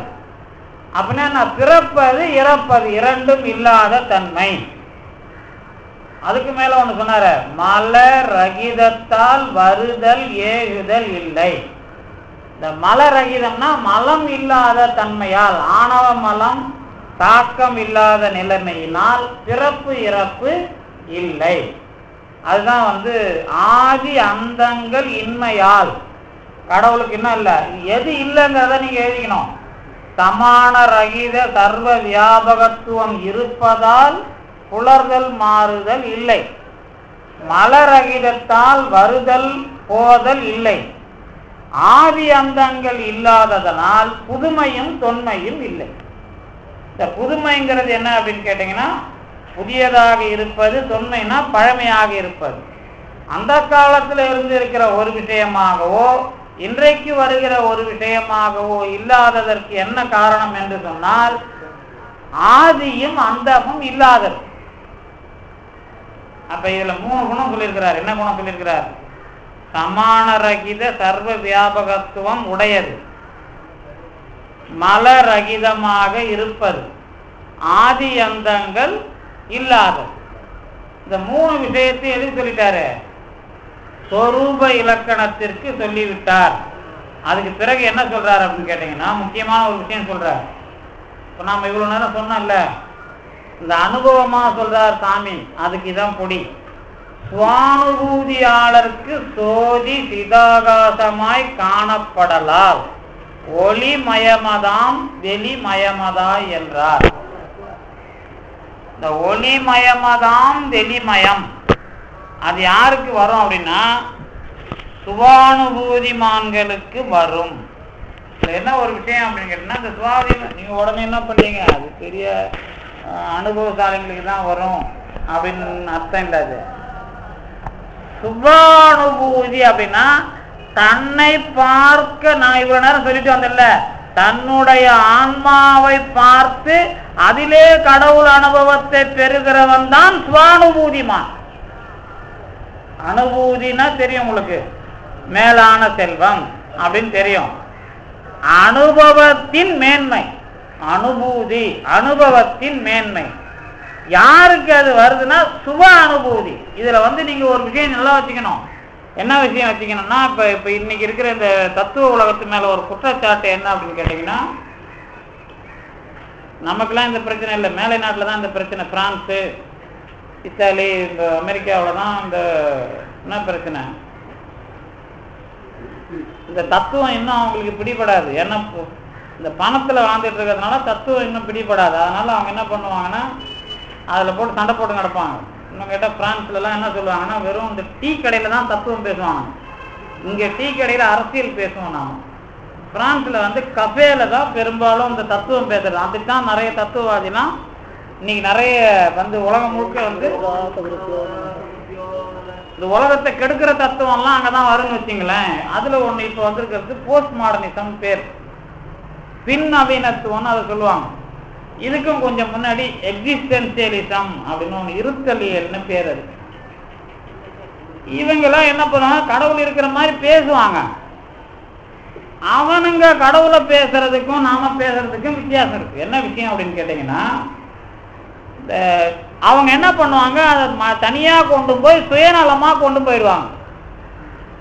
இங்க கூட வந்து சாமி நீங்க இந்த தத்துவம்லாம் இவ்வளவு படிக்கிறோம்ல, கோயில்ல உட்காந்து தனியா புலம்புறதா இல்ல உட்காந்து தியானம் பண்ணுறதா, எது கடவுளை அனுபவிக்கிறதுன்னு ஒரு பிரச்சனை வந்துடும். அந்த மாதிரி இந்த எக்ஸிஸ்டென்சியலிசம் போஸ்ட் மாடர்னிசம் ரொம்ப தனியா பிரிச்சு விட்டு அவனை புலம்ப விட்டு அவன் வந்து இந்த உலகமே மற்றவன்லாம் ஏமாத்துக்காரன், நாம தான் உண்மை, நாம செத்து போகலாம், இல்லை இது கடவுள் அடையலாம், ஏதாவது ஒரு மாதிரி அவனை தனியா ஆக்கிறது. அந்த மாதிரி விஷயம் இல்லைங்க. இந்த சுவானுபூதின்னு சொல்லும் போதே தனியா பிரிச்சு விட்டு ஏமாத்துற விஷயமா நாம கடவுள் அனுபவத்தை போதிக்க கூடாது. இதுல வந்து நம்ம கவனமா நம்ம அருளாளர்கள்லாம் சொல்லியிருக்கிறாங்க. ஆனா அதுல ஒரு தெளிவு இருந்தாதான் அதை வந்து இந்த மாதிரி நாம இல்லைன்னு சொல்ல முடியும். அதுல என்ன விஷயம் அப்படின்னு கேட்டீங்கன்னா, இந்த சுவானுபூதின்னு வரும்போதே நீங்க இந்த செல்பிஷமா பண்ற விஷயமா நீங்க அதை சொல்லக்கூடாது. அதான் நான் சொல்ல வந்தது.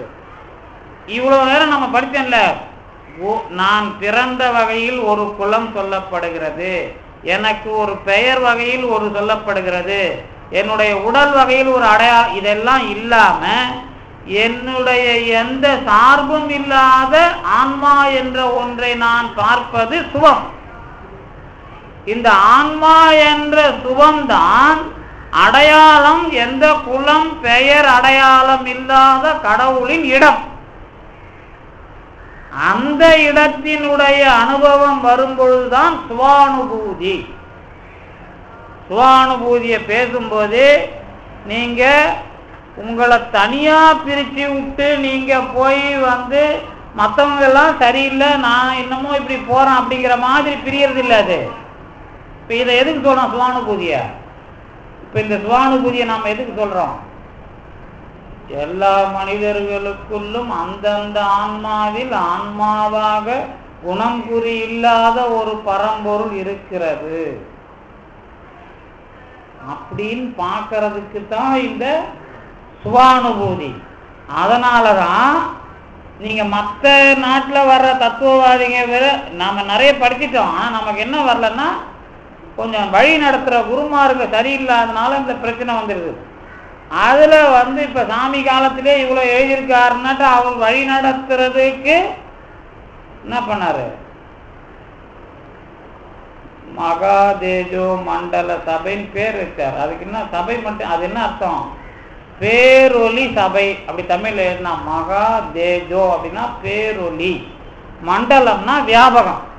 இப்ப அவர் அதை யார வைக்கிறாருன்னா குகப்பெருமான தான் அந்த பேர்ல வைக்கிறார். இயங்குற குகப்பெருமானுக்கு மகாதேஜோ மண்டலம்னு பேர். அது சுயமா ஒரு ஆளை மட்டும் வைக்கல, அதுல எல்லாவற்றிலும் இருக்கிற பரம்பொருள் பரம ரகசியம் பேரொலியாக இருக்கிறது. மண்டலம்னா இப்ப சொன்னார்ல, என்ன சொன்னாரு, ஒளிமயமாதான் வெளி.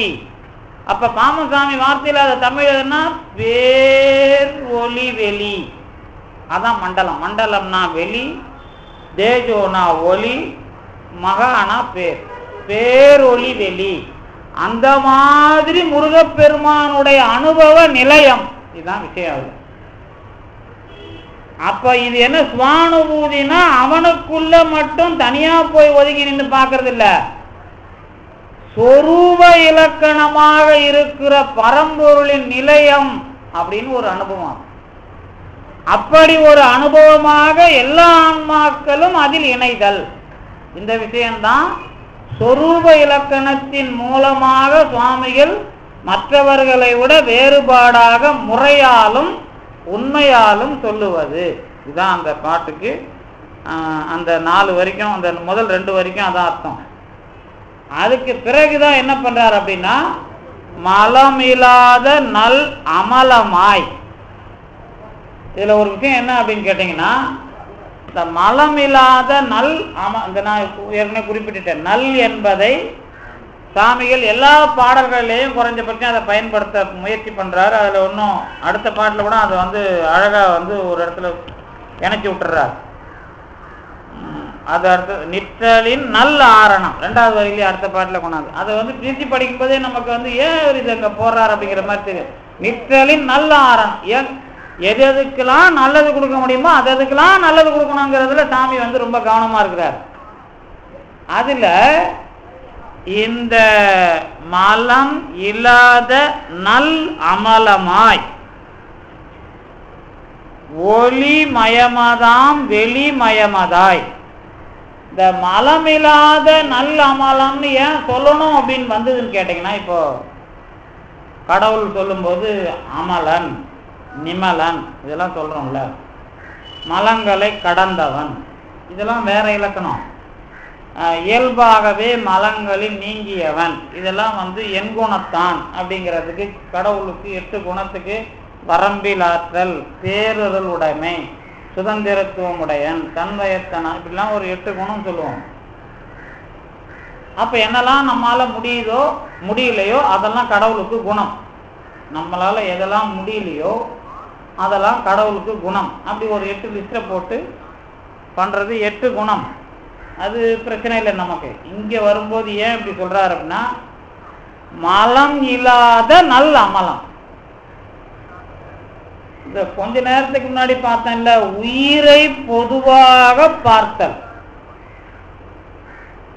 உங்க ஆன்மாவை குலம் நாமம் இதெல்லாம் இல்லாத பொதுவாக பார்க்கும் பொழுது அதுல என்ன இருக்கு? மலம் இருக்கிறது.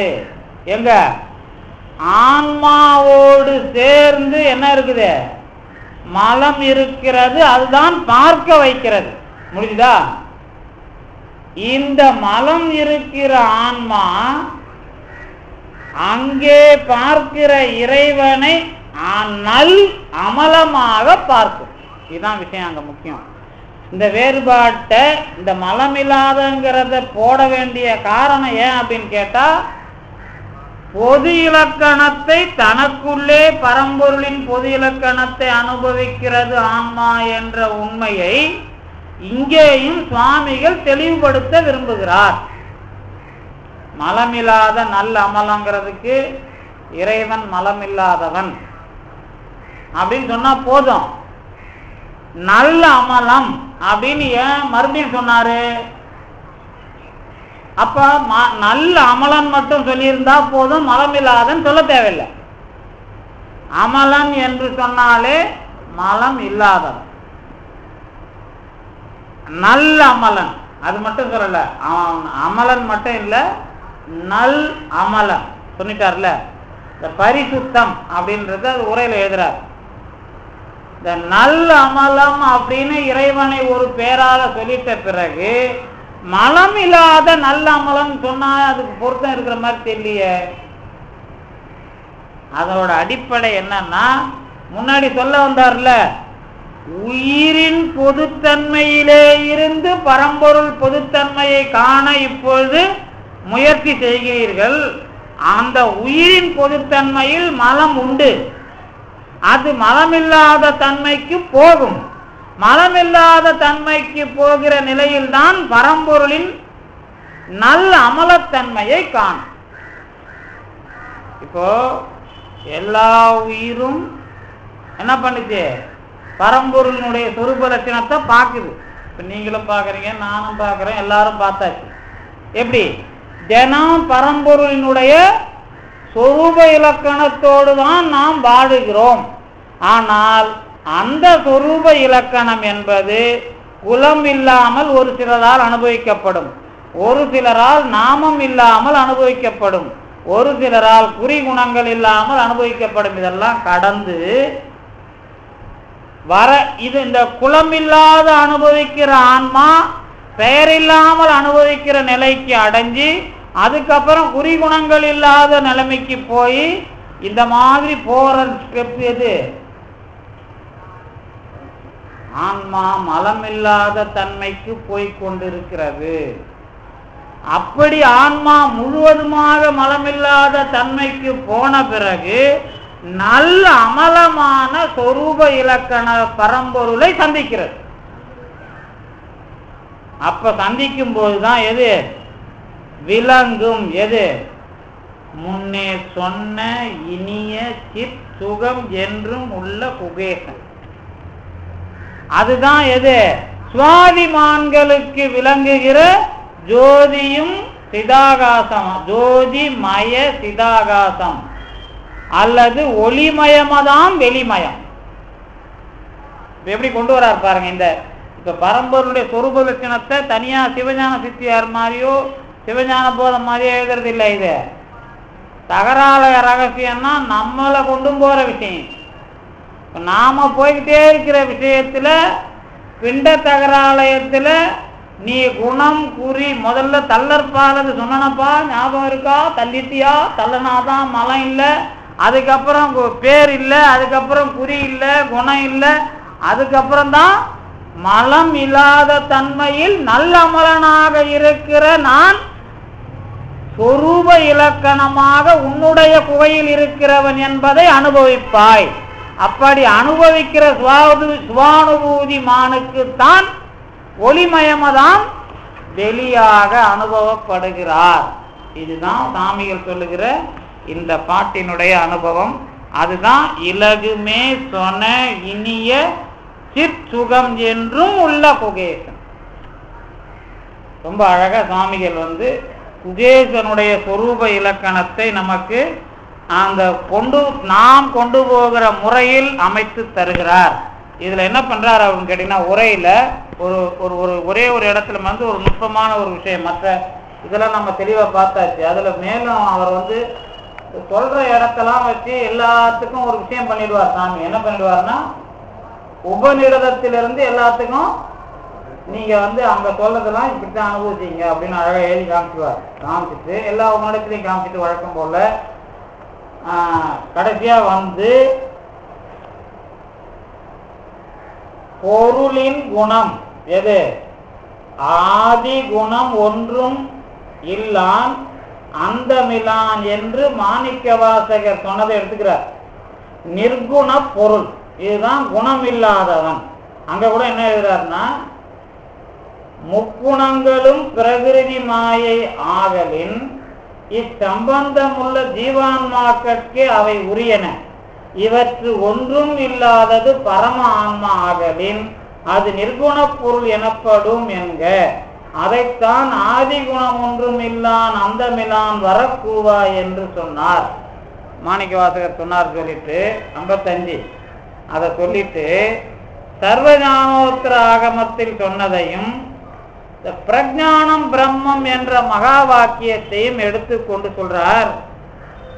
பரம்பொருளின் குணம் என்ன என்று கேட்டால் ஞானமே குணம் என்க அப்படின்னு ஒரு வார்த்தையை சொல்லிட்டு அதை எப்படி புரிஞ்சுக்கணும்னு ஒரு வார்த்தை எழுதுறார். அதுல முக்கியமானது என்ன அப்படின்னு கேட்டீங்கன்னா, படிக்கும்போது எளிமையா இருக்கிற மாதிரி தெரியும். பிரஜானம் பிரம்மம் அப்படின்னா ஞானம்தான் கடவுள் அப்படிங்கிறது சொல்லி அதுக்கு ஞானம்தான் குணம் எழுதிட்டு இதெல்லாம் பண்ணீங்கன்னு சொல்லிடுறார். சொல்லிட்டு என்ன ஒரு வார்த்தை என்ன போடுறார், குணமும் எப்படிப்பட்டது என்பதை விளக்குறார். இப்போ ஒரு குணம் சொல்றீங்கன்னு வச்சுங்களேன், அவங்களுக்கு ஒரு குணம் இருக்கும்னு எல்லாரும் சொல்லுவாங்க. எல்லாருக்கும் ஒரு குணம் சொல்லுவாங்கல்ல. எல்லாருக்கும் அவன் இப்படிப்பட்டவன் இவன் எப்படிப்பட்டவன் ஒரு குணம் சொல்றான்ல. ஆனா அந்த குணத்தை மாத்திங்க, நீங்க இப்படி பண்றது சரியில்லை அப்படின்னு சொல்லுவோம்.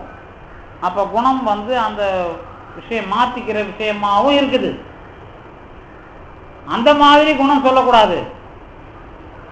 எது நித்திய சம்பந்தம் உடையதோ அதுதான் இங்க நான் சொல்ல வர்ற விஷயம் சொல்றார். குணம் கடந்தது அப்படின்னா என்ன அர்த்தம் அப்படின்னு கேட்டீங்கன்னா, நித்திய குணமாக இருப்பதுதான் குணம் கடந்தது. குணம் ஒன்றும் இல்லான்னு இறைவனை சொன்னா எந்த குணமும் இல்லாதவனா அப்படின்னு கேட்டா என்ன அர்த்தம் அப்படின்னு கேட்டீங்கன்னா, மாறிக்கொண்டிருக்கிற குணங்கள் நிறைய இருக்கு. நித்திய குணம்னு ஒன்று இருக்கு, அதுதான் மற்ற குணங்கள் இல்லாதவன் அர்த்தம் அப்படிங்கிறார். அதுக்கு ஒரு உதாரணம் என்ன எழுதுறாருன்னா, அந்த தத்துவ வார்த்தை தாதாத்மியமாக இருப்பது. இந்த தாதாத்மியம்னா அதுக்கு விளக்கம் சாமி எழுதுறது, நித்திய சம்பந்தம் உடையது, நிலையான தொடர்பு உடையது, அதாவது மாறாத ஒன்று. சரி, இதெல்லாம் நான் இங்கே படிக்கிறதுக்கு கேட்கறதுக்குலாம் சாதாரணமாக சொல்லணும்னா எப்படி சொல்லணும் அப்படின்னா, சாதாரணமாக அதை புரிஞ்சுக்கணும் அப்படின்னா, நெருப்பு என்றால் சுடும். சுடுகிற தன்மை மாறினால் அதற்கு நெருப்புன்னு பேர் கிடையாது. அந்த மாதிரி இருக்கிற ஒரு குணத்துக்கு தான் மற்ற குணங்கள் இல்லாத ஒன்று அப்படின்னு பேர். இப்போ விறகு இருக்குன்னு வச்சுங்களேன், விறகுல நெருப்பு இருக்கான்னு கேட்டால் நெருப்பு இருக்கு, ஆனால் விறகு சுடாது. விறகுல இருக்கிற நெருப்பு தான் சுடும். இப்போ விறகுல இப்போ நெருப்பு எரிக்கும் போது ஒரு வாசனை வருதுன்னு வச்சுங்களேன், சந்தன வாசனை வருதுன்னு வச்சுங்களேன், அது நெருப்போட குணமான்னு கேட்டால் விறகு கட்டையின் குணம். அது நெருப்புக்கு விட்டு போகின்ற குணம், அதை விட்டு போயிடாது. விட்டு போகாத நித்தியமாக நிலையாக இருக்கிற குணம்தான் சூடு. அதை என்ன சொல்லுவோன்னு கேட்டீங்கன்னா, குணமே குணியாக இருக்கிறது அப்படின்னு சொல்லுவோம். குணகுணி சம்பந்தம் அப்படிங்கிறத கொஞ்சம் ஆழமா சொல்லும் போது நேரம் தெளிவா இப்படி புரிஞ்சுக்கணும். எந்த குணம் ஒரு பொருளாக இருக்கிறதோ அதுதான் நிலையான ஒன்று. அப்ப அதை என்னன்னு சொல்ல மாட்டான், இந்த குணம் உடையதுன்னு சொல்ல மாட்டான், அந்த பொருளாகவே அதை பார்ப்போம். இதை எப்படி தெரிஞ்சுக்கணும்னு கேட்டீங்கன்னா, அவன் என்ன பண்றான், அனுமன் என்ன பண்றான் அப்படின்னு கேட்டீங்கன்னா, சீதையை பார்த்துட்டு வந்தான்ல, உங்களுக்கு அதெல்லாம் சொன்னா சுவையா இருக்கும். சீதையை பார்த்துட்டு வந்தோடனே கண்டேன் சீதையை அப்படின்னா சொன்னான். அவன் கண்டேன்னு சொல்லிட்டு என்ன சொல்லுவான், அதுக்கப்புறம் சொல்லிட்டு அந்த கற்பு பொறுமை இப்பிறப்பு இதை தான் நான் பார்த்தேன், தனியா சீதையை பார்க்கலம்பா. அதானே உங்களுக்கு கம்பராமாயண சொற்பொழிவுல நயமா கேட்டிருக்கீங்களா? அந்த மூணா பார்த்தன்னா இந்த சந்தேகம்லாம் எதுவும் அவனுக்கு வந்துடக்கூடாது. ராமனுக்கு பொறுமையா இருக்கிறாளா, கற்போட இருக்கிறாளா, பிறப்பா ஒழுங்கா இருக்கிறாளாங்கிற சந்தேகம்லாம் வந்துடக்கூடாதுங்கிறது எல்லாத்தையும் சொல்லிடுவான்.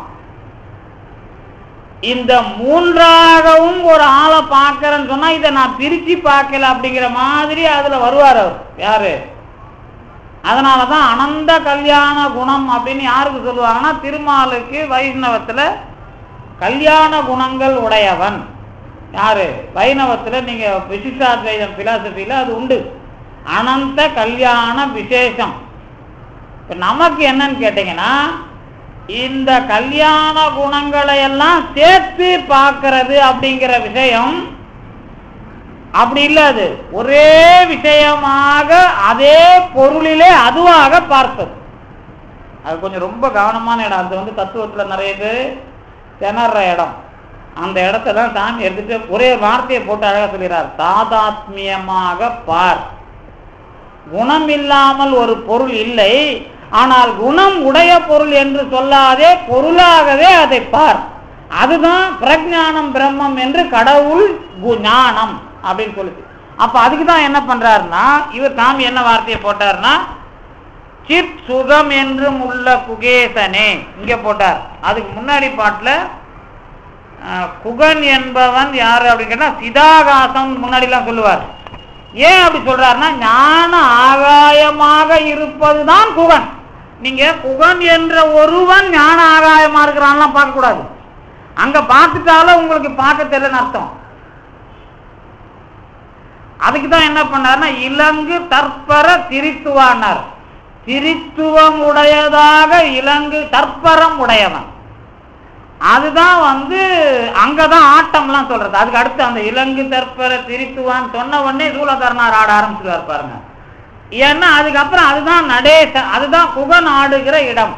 அந்த விஷயமா நீங்க பார்க்கும்போது என்ன பார்க்க கூடாதுன்னா, அப்படியே ஒரு வட்டம் போட்டு அதுக்குள்ள முருகன் இருக்கிறான் அதுக்குள்ள ஆடிட்டு இருக்கிறான்லாம் பார்க்க கூடாது. அதுக்குள்ள நீங்க மற்ற எல்லாத்தையும் பார்க்கலாம், அதுக்குள்ள இதையும் பார்க்கலாம். அதுதான் எது? சொரூப இலக்கணம். அதுக்குள்ள நீங்க பார்க்கிற எல்லாம் தடத்தம். இப்போ நீங்கள் அந்த கடைசி பாட்டில் எல்லாம் ஆடுதுன்னு போட்டிருக்காருல்ல, அதில் இன்னும் கேட்டிங்கன்னா பார்த்தீங்கன்னா நம்ம சாமியும் ஆடுவார், அருணகிரிநாதனும் ஆடுவார்ல, சனியில் கால் இல்லாத சனி கூட அதில் ஆடுவான். இப்போ இங்கே எல்லாரும் ஆடுற மாதிரி சொல்கிறாருல்ல, இதெல்லாம் முருகனோட சேர்ந்து ஆடுற மாதிரி சொல்கிறாங்கல்ல, இதெல்லாம் முருகனோட சேர்ந்து ஆடுற மாதிரி பார்க்குறீங்களா? எப்படிலாம் அதை பார்க்குறீங்க நீங்கள் பாடும்போது? பஞ்சாமிர்தம் பாடும்போது பார்த்தீங்கன்னா பாடணும், எப்படி பார்ப்பீங்க? இலங்கு தற்பர திரித்துவான் பார்த்த உடனே அதுதான் ஞான ஆகாயம், அதுதான் குகேசன், அதுதான் சொரூப லக்கணம். அதுக்குள்ள இந்த ஆட்டம்லாம் தடத்த லக்கணம். இந்த ஆட்டமா பார்த்தா கடவுள் கிடையாது, அதுதான் கடவுள். இதெல்லாம் கடவுளான்னு கேட்டா இதெல்லாம் ஒரு இயக்கம். இந்த மாதிரி அந்த அனுபவத்தை பஞ்சாமிர்த வனத்துக்குள்ளேயே வச்சிருவார் நீங்க. ஆனா அது போய் இப்படி அனுபவிக்க, அங்க போய் இங்க நீங்க இந்த விளக்கத்தை சொல்லக்கூடாது, இங்க நான் அந்த விளக்கத்தை சொல்லலாம். அங்க போய் இந்த விளக்கத்தை சொல்லக்கூடாது, இங்க நான் அந்த விளக்கத்தை சொல்லலாம். என்ன சொல்லலாம்? குகேசன் என்பவன் ஞான ஆகாயம், ஞான ஆகாயத்தை வச்சுட்டு அவர் உள்ள இருக்கிறார் தானே, ஞான ஆகாயமாகவே இருக்கிற பரம்பொருள். அதுதான் எதுன்னு கேட்டா அந்த குணம் குறி குலம் இந்த விஷயங்கள் எல்லாம் இல்லாதது. இந்த குலம் குணம் குறி இது எல்லாம் இல்லாதத குணம் என்பது இல்லாததுன்னு சொன்னா ஞானம் எதுன்னு கேட்டா ஞானமாகவே இருப்பது. ஞானத்தை உடையதுன்னு சொல்லக்கூடாது. பிரஜானம் பிரம்மம் என்று சொன்னால் ஞானமே யான பொருள். அது இன்னும் கூட நாங்கள் உதாரணம் எப்படி எழுதுவோம். இப்போ நீங்கள் லெட்டர் எழுதுன்னு வச்சுக்கங்களேன், இந்த லெட்டர் ஒருத்தருக்கு எழுதுறீங்கன்னா அன்புடைய நண்பருக்கு வணக்கம் அப்படின்னு எழுதுனீங்கன்னா என்ன அர்த்தம்? அன்பு உடையவர்னு அர்த்தம். அதே என்னுடைய அன்பே இது அன்பு உடையவர்னு எழுதிட்டு என்னுடைய அன்புலாம் எழுதக்கூடாது, என்னும் போகக்கூடாது, அன்பே அப்படின்னு ஆரம்பிச்சீங்கன்னா என்ன அர்த்தம்? அங்க ஆள் தான் இல்லை. அன்பு உடையவரேனா ஆள் இருக்கிறாரு, அன்பு அவர்கிட்ட இருக்குது. அன்பேன்னு எழுதுனீங்கன்னா ஆள் கிடையாது, அன்பு தான் இருக்கு. இந்த மாதிரி ஞானமாவே பார்த்தீங்கன்னா அது ஞான ஆகாயம். இந்த ஞான ஆகாயமா பார்க்கிற அந்த அனுபவத்துல தான் எது மாலம் இல்லாத நிலையில் இருக்கிற ஆன்மாவின் அனுபவம். அதுதான் சுவானுபூதி மான்களுக்கு கிடைக்கிற ஒளியாகிய வெளி அனுபவம். இதுதான் தகர ஆலய நிலையம், இதுதான் அனுபவம். இந்த அளவில் இன்றைய சொற்பொழிவினை நிறுத்தி எஞ்சியவைகளை அடுத்த வாரம் சிந்திக்கலாம் என்று சொல்லி இந்த அளவுக்கு தந்து நிறுத்திய திருவருளுக்கும் குருவருளுக்கும் நன்றி. நன்றி.